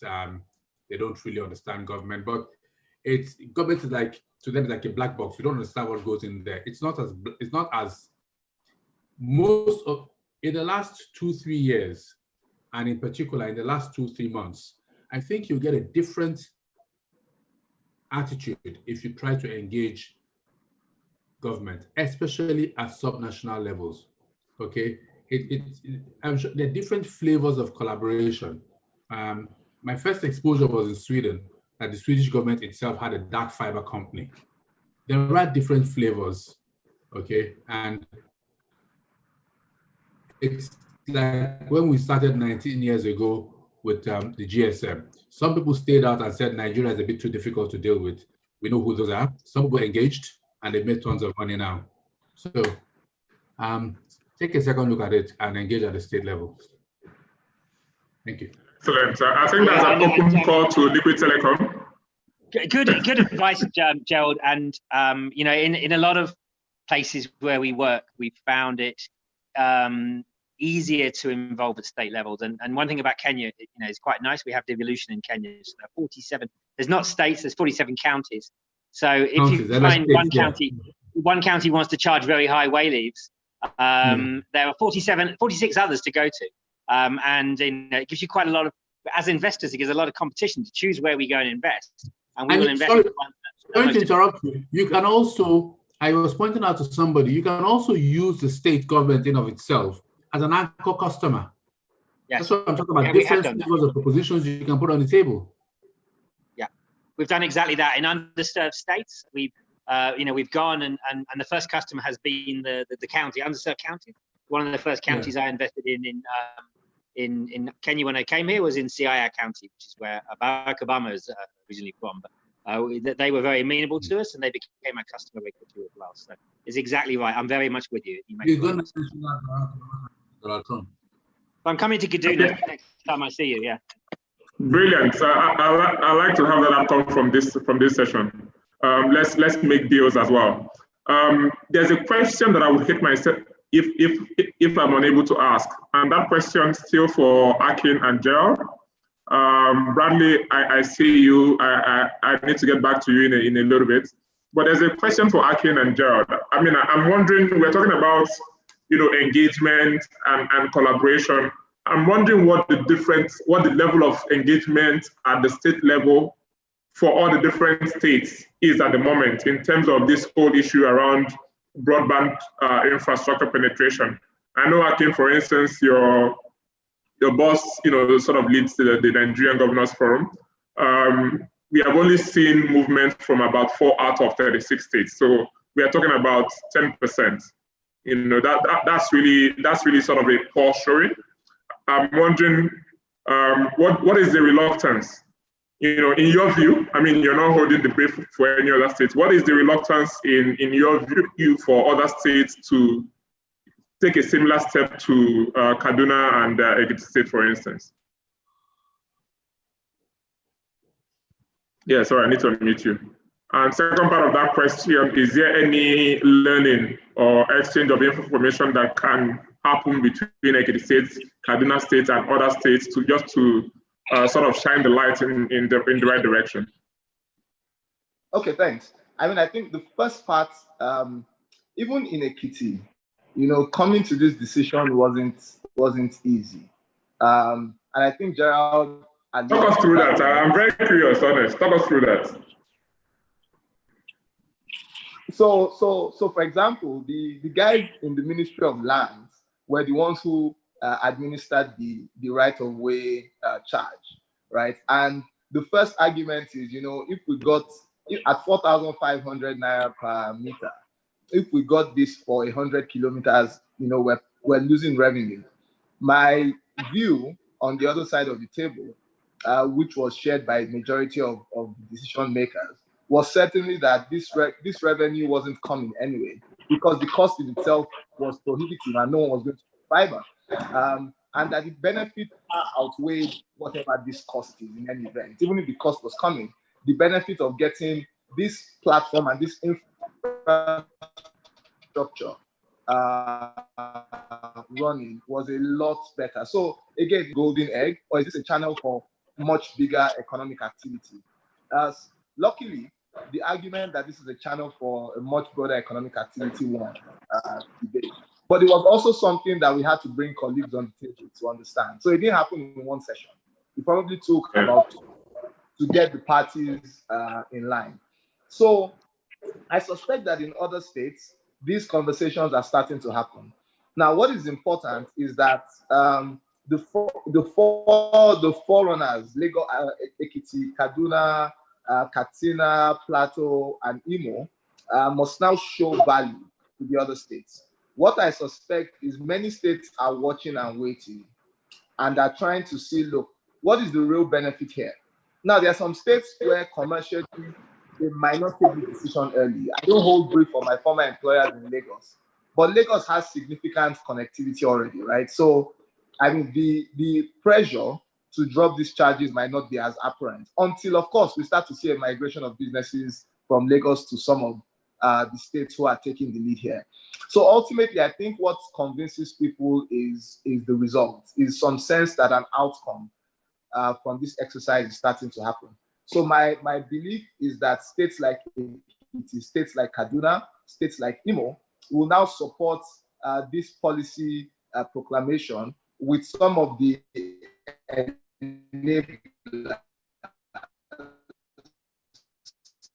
that now brings the economic activity to those places. That's what we call around subnational collaboration. The Nigerian the principles. So you get, I mean, for example, the NGF, of course, COVID-19 has made them meet now weekly for the past 8 or 9 weeks. So there's always going to be knowledge sharing at that level. But I think that one thing that we can do some more is now to start creating knowledge sharing and peer learning sessions for subject matter experts, right? So maybe today it's broadband, tomorrow it's internally generated revenue, but some kind of forum that brings not the governors this time, but one down from the governors, people to come start engaging. We've started to do that in other areas. We haven't done as much in the technology space. And I think that that's a critical area that, you know, this conversation, in my opinion, has brought to the table for me. So one of the things I'll take back is obviously something that says, how do we get the governors to nominate people in their respective states to start to engage on what, in my view, is a really important topic. Thanks. Absolutely, I completely agree with that as well. I just wanted to point out that a point of departure for me probably would be that the states that have taken the lead forward haven't seen any sort of results before taking that leap forward. So if there are some states who are waiting to see progress or lack of it before making a decision, I think we're just going to continue to lose on time. You also mentioned that even at the higher permit cost, for instance, these revenues, these IGRs were still not coming in. And we had the first sort of national broadband plan going from 2013 to 2018. Now we have 2020 to 2025. So if you look backwards, you see that with all of these restrictions and impediments to progress, in reality, we've lost about 7 to 8 years from where we should have been about 7 years ago. And we are at the risk of losing more for the states that have not taken this or that are not going in this direction. And I worry about the competitiveness of those states going forward, where other states are moving in the forward direction, and the citizens of these states are going to be lacking behind in terms of all the things that we need for the fourth industrial revolution, whether it's learning, access to healthcare, and all of that.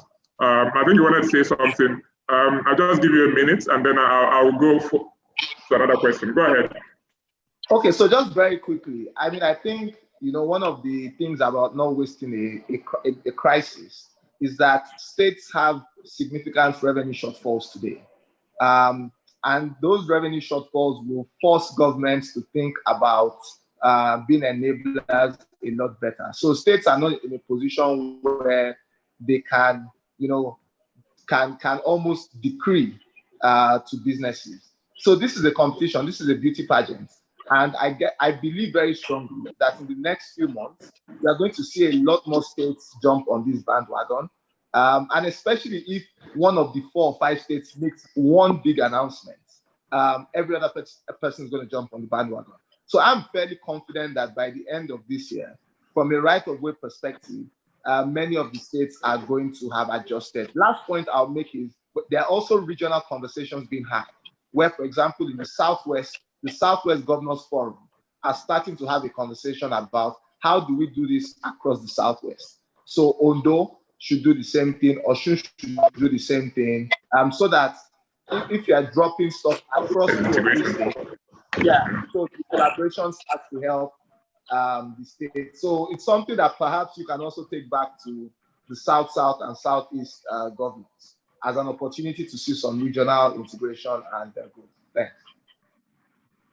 Thanks a lot. I think the next thing that I just wanted to get quickly out of the way is the issue around the actual impact of broadband. Even if we did have broadband right now, affordability of the access devices, I think Gerald, you alluded to this in your comments earlier on, is still it's still an issue, right?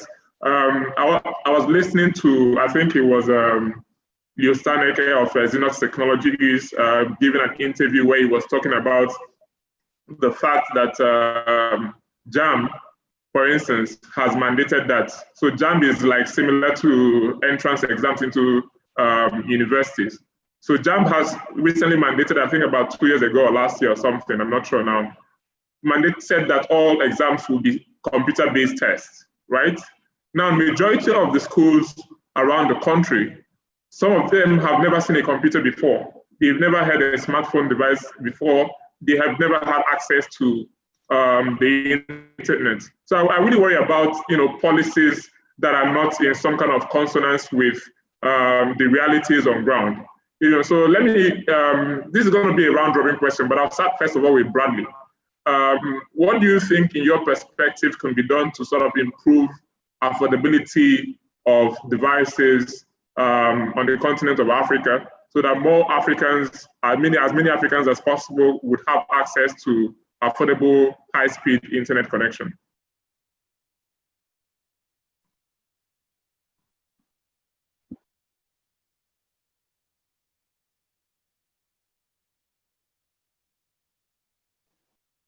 There we go.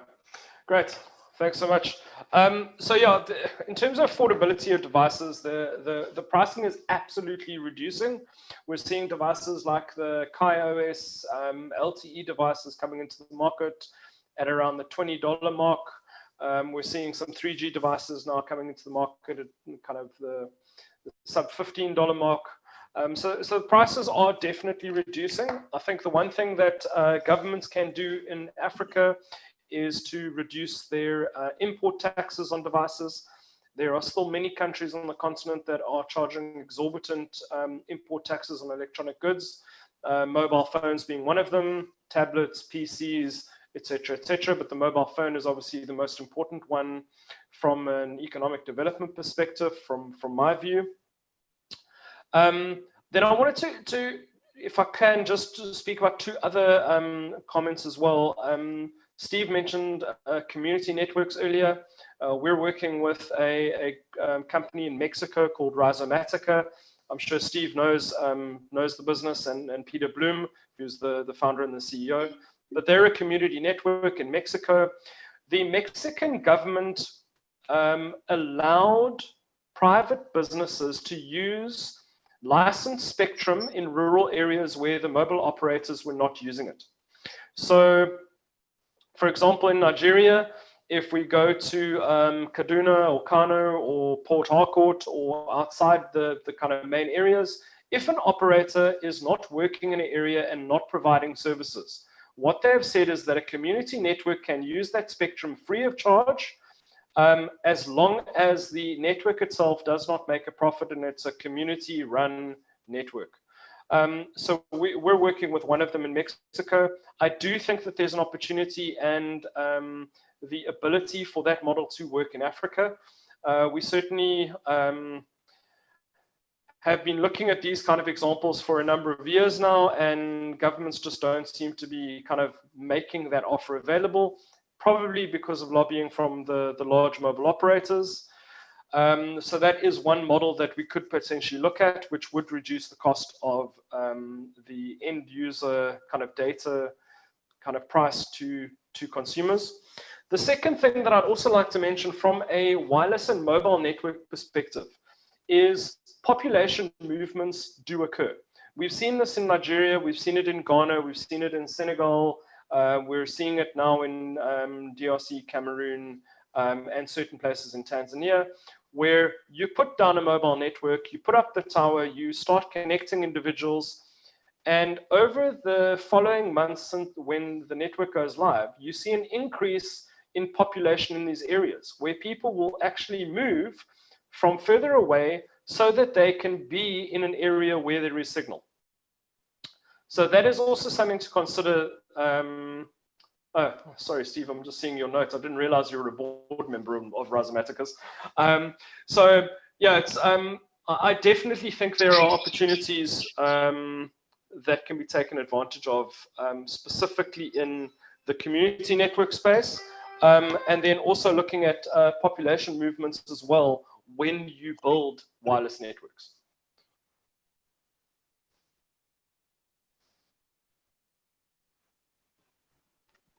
All right, thanks, Bradley.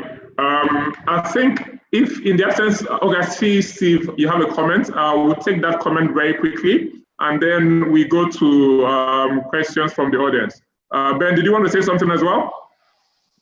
Yeah, I just want to add on devices. Yeah, I mean, first of all, the mobile phone maybe has been seen as the most important device of this age, and particularly in Africa. But it probably, it might not be in every place of the world. I mentioned I've got a lot of connected devices in my house. I've got about 40 odd, and I think, you know, 2 of them have got SIM cards actually in them, and 3 of them could take a SIM card if we put a SIM card in. The rest are connected on Wi-Fi or Ethernet.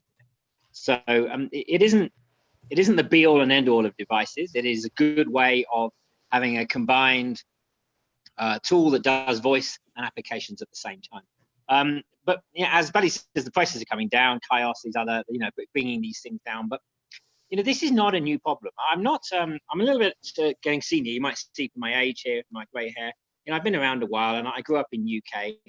And when I was young, my parents, we couldn't afford a colour television. My grandma had a black and white television. Back then, television was the device of the day. Like now, it might be the mobile phone in Africa, but back then in UK, the television was the consumer electronic device to have. And my parents couldn't afford a colour TV; they were very expensive. But there were many companies, and they were all over the UK. There were companies like Radio Rentals, Rumbelows, they were called. All of these are out of business now. But the business model they developed was one of renting a device. You rent a device until you own it, like we see with M-Copper. M-Copper doing the same with solar panels, and they're moving on into doing consumer devices. So this model of paying little by little to get your device, that makes it affordable. And I was talking with some teachers. You know, I've been working with the schools that we've connected, as I mentioned, and I've been, since this COVID thing, the children have been sent home. I've been working with the teachers to help them build the capacity to deliver online classes to their kids. And these are the ICT teachers. They've picked it up very well. But they were saying that, you know, only about 30% of the kids in their classes were attending their online classes, so they couldn't afford the devices. And one of the teachers, you know, came up and said, "This is what you need to do." And he came up with the word. He says, "Lipa na laptop poli poli," which means it's Swahili, you know, pay for your laptop slowly, basically. And that is what is needed, is a financing business model, you know, way of going forwards. Devices, whatever the desirable devices that people want, we have to make it affordable. Buy by IBM, and buy on a contract, you pay small amounts. Completely, absolutely agree with that, Ben. Thanks for ending on that. Uche, let me just turn this back to you. Steve had wanted to say something, but he's opted to pass for now in the favor of letting the audience get a word in. So, Uche, do you want to handle the Q&A from the audience? No, I think you should, but I don't know how much of that we can actually take, so that we don't keep people here for long. So we just have a few more minutes to round this up. But Chukwudi's hand has been up for a long time. So, but Chukwudi, if you can just go straight to the point and make it as brief as possible. I'll need to unmute him. Yes, so that we can squeeze in at least a few comments and get responses. Maybe we could just take all the questions so that people, the panelists can answer together. So maybe if the panelists can just note down the questions that are addressed to them, that way we can make it very quick. Let me just say that after this session, this session is going to be live on our YouTube page, which is on the screen right now, and also on our Facebook page, right? So we're just going to leave it there in case people want to go back to them. Okay, so Chukwudi, I just unmuted you, so you need to accept. You need to accept to be unmuted. Okay, thank you very much for that. My name is Chukwudon. That's a quick one. My question is about the right of way. I think this will go to us, Ben and Akin and Gerald. The question I wanted to know is, with the fiber optics infrastructure being put around, are there possibilities of them piggybanking on existing right of ways, like you think of the power line right of way and the roads and maybe the waterborne pipelines?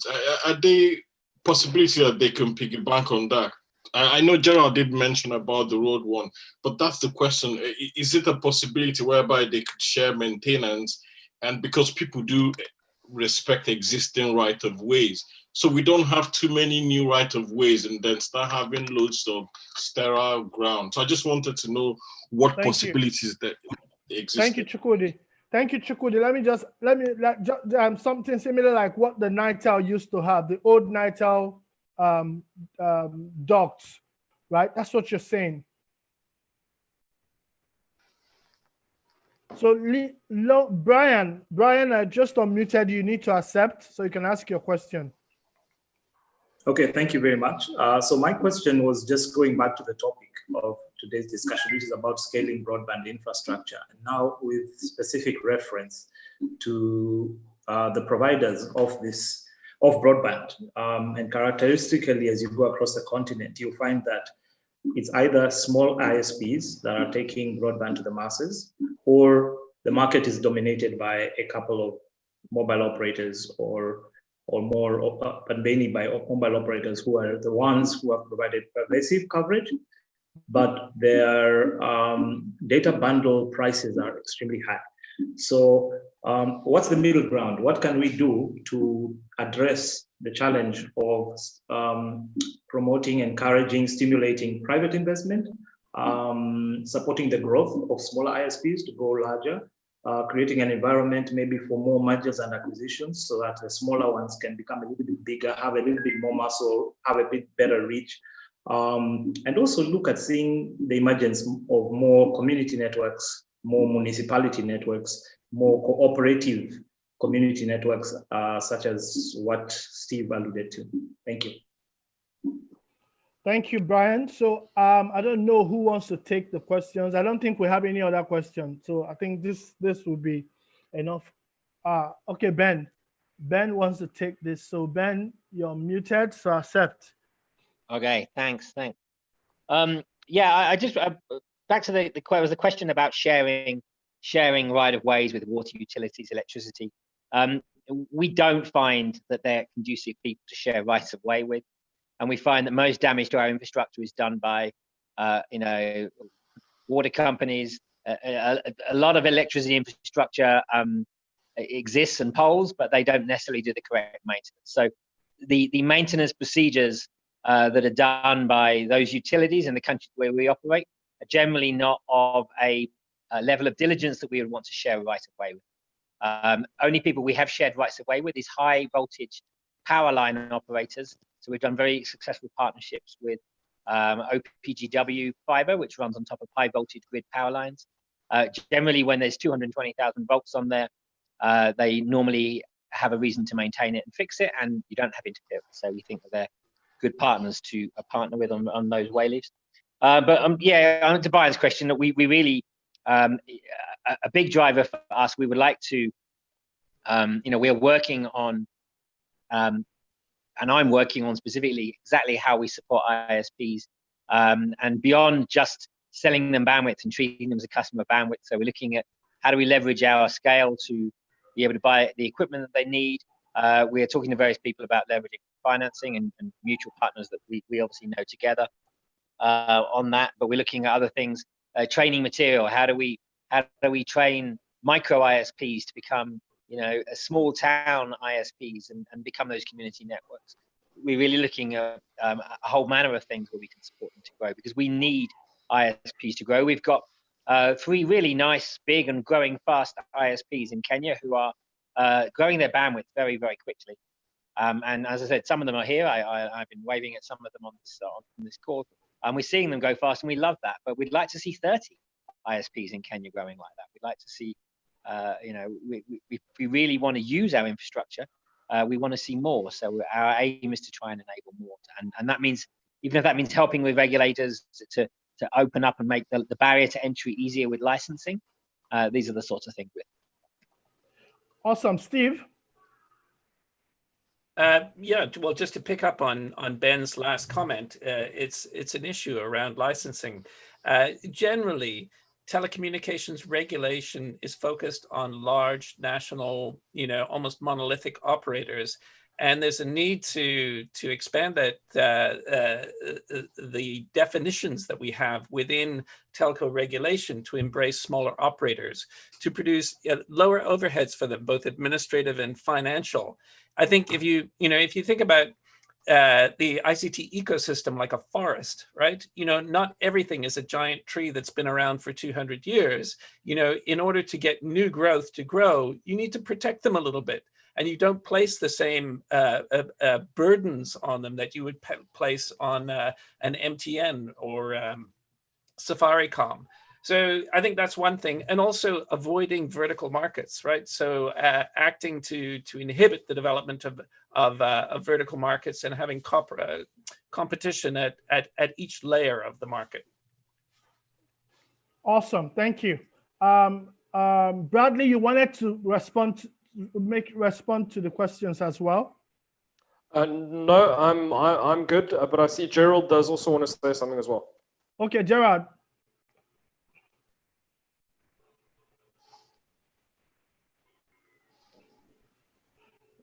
Gerald, check. Okay, yeah. Just a quick comment on ISPs. ISPs are a key piece of the scaling broadband jigsaw, and I'm happy that Brian asked that question. In between, before I came to Kaduna last year, I think about a year or so before that, so about a year and a half ago, one of the things I was doing, with the partner, I tried to apply for, I got an ISP license actually, and went to NCC to defend it and all that. But in the middle of it, it was an interactive session. And by the time I asked a few questions of the NCC, I didn't go forward with the investment, with the operation. My partner wanted to, and he was the one that had money actually, but I wouldn't let him spend his money, because ISPs are an endangered species in Nigeria today. We looked at the statistics. I think at that point in time, they had gone from 200 ISPs to, I think, definitely under 40 who still had licenses, and under 10 that were actually active. And my understanding is that those 10, you have in Nigeria, you have Smile, you have SpectraNet, and a few others. I can't remember the other names off the top of my head right now. A lot of them are carrying debt and they cannot grow. If you look at the regular reports published by NCC, you see that the ISPs, the independent ISPs, are not growing. They've been crowded out of the market by the MNOs, and yet the MNOs are not giving you that community service that you want all the way, because they can afford not to. I would have imagined that the ISPs would have a more local, more limbo, and so something has to. I don't have the answer, but I'm just putting the question on the table. But at some ISPs anywhere in the world, they were part of ISPs, and regional broadband was part of the $800 billion Obama spent on the telco industry when he was stimulating the American. I think it was $800 million he spent on there when he was trying to stimulate the American economy after the 2008 financial crash. So we cannot, in Africa, leave broadband and access only in the hands of the MNOs. That will not be optimal. I'm sure we can do better by engaging again, apart from the gender imbalance on this panel. I would have loved to also have had somebody from a regulator here to also speak to the side. Let's know what they're thinking and what they're doing. So that's my. All right, thank you so much, Gerald. I want to find out, Aki, do you have any response to this, or would you just? Aki, do you have any response to this? Okay, Aki is logged, is gone off. Okay, cool. I just want to say thank you to everyone everyone that's tuned in. Thank you to the panelists. The concept of this is supposed to be the broadband conversation, and it's supposed to be a series of about 4 sessions. I noticed that Olu was asking at some point if we're going to produce some sort of document that they can use as a form of advocacy.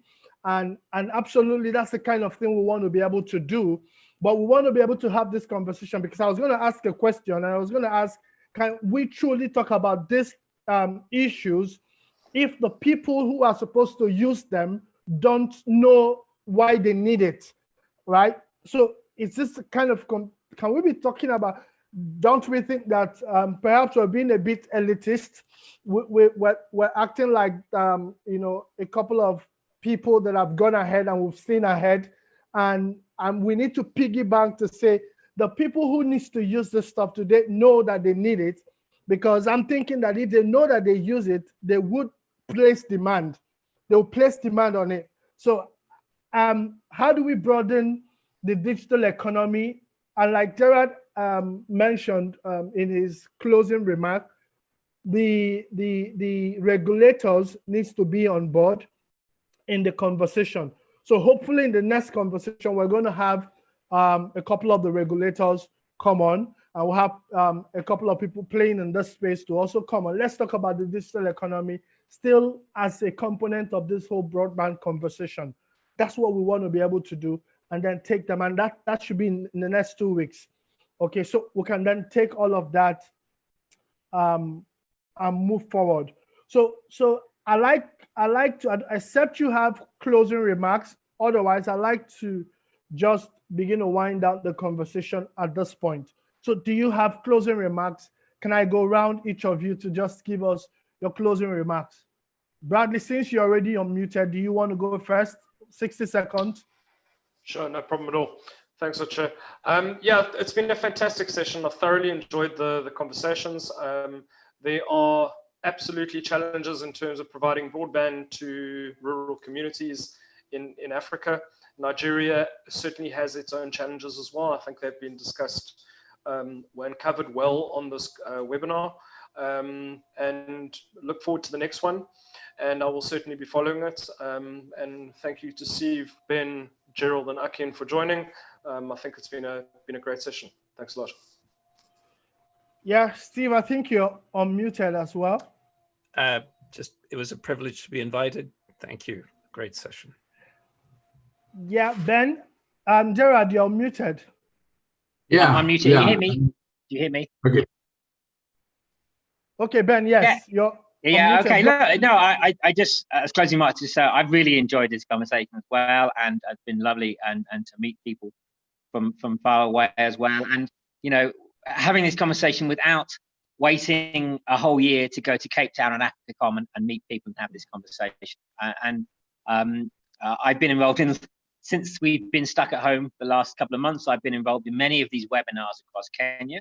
This is the first one I've come, which is truly Pan-African. And, you know, people from the West, the South, the East, the North, it really, and even from, you know, from the USA and North America as well. So it's just, I think that really shows, actually, we've not had anyone dropping or fluttering of the network. It actually just shows the strength of the infrastructure we all have invested in, you know, it shows progress. So it's very exciting. Awesome. Gerald? Yeah, thank you very much, Startup South, for inviting me. I've thoroughly enjoyed myself listening to all the other panelists, and also looking at the charts. The charts on the side are actually quite interesting. I hope we can have a roadmap, an actionable roadmap. You know, we do need to engage on all fronts. There's no silver bullet, and I think that's what we've all taken away from here. So, thanks. I look forward to participating in any which way in future sessions. Awesome, thank you. If I... Yeah, I mean, just well being on the back of what everyone has said, I think it's been an amazing session. A lot of very good insights from all of the panelists. I just wanted to say that I think, Uche, you're spot on that there needs to be some level of awareness that we need to get onto in terms of next steps. And Jared is also right. So we need to, at the end of this session, be able to come up with a very concise roadmap on where we see this going in terms of next steps and next direction. So the people who are supposed to be able to use this broadband service, are they aware of it? Is there something that we can do in terms of the PR and awareness and all of that, and get the people to start making demands directly? So there needs to be a lot of engagement. It needs to be a wider audience. People from the regulatory, people from ISPs, MNOs, and I'm hoping that that's what we'll probably be able to achieve with the next session on digital economy. So thanks everyone. Awesome. Aki just joined. Aki just joined back at the right time. So Aki, if you can hear us, what will be your closing remark? Thank you. Sorry, I had a connectivity challenge, which I think is the beginning of my closing remark. You know, we first got to improve reliability in large communities. I think government's role here is to effectively be an enabler, and it's to understand that broadband is a critical enabler for delivering governance to people. So once government starts to look at it from that perspective, you stop almost squeezing what is effectively in the near term, a low income opportunity. But I also think there's need for a lot more collaboration, both within subnational governments, for the regulatory environment as well. The regulators, I think, don't speak to the governments as much as they should. But I mean, I'm fairly optimistic from a Nigeria perspective that at least some of the states are starting to show leadership and starting to show that they understand the opportunities that we can unlock from technology. I think that the only way to go is up.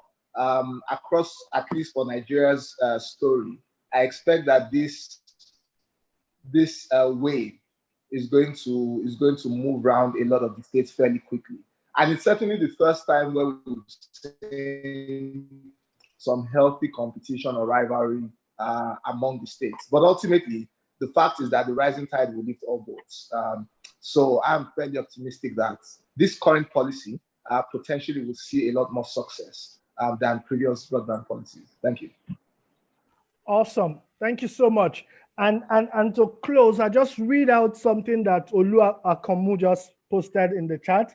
It says, we also need to look for impact investors in broadband. It is absent in the radar of impact investment discussions. And Olu, so this is something, what I take away from all of this is that we can, as startups out, we can actually knock on all of your doors for support to take this conversation forward, because all of these conversations are bits and pieces of conversations that needs to add up for it to become fuller, right? So hopefully I can knock on your doors and we can keep having these conversations and see where it leads us, because for me particularly, I'm interested in what happens in Nigeria, but if at that Nigeria level, I'm interested in what happens in the subnational, at the subnational level, but at the sub-regional levels, the South and the Southeast, I'm more particular about what happens at that end. You know, and I want to see how this conversation gets down to those those sub-regional levels, right? So thank you everyone for coming. I've had a great time listening to all of you, and I'm sure that a lot of people who have joined today have also enjoyed listening to every one of you. And so I hope that in 2 weeks, you all be able to join us as we have more panelists having these conversations. Thank you everyone for joining. I appreciate all of you. Thank you so much. Thank you. Bye everyone. Thank you. Bye-bye.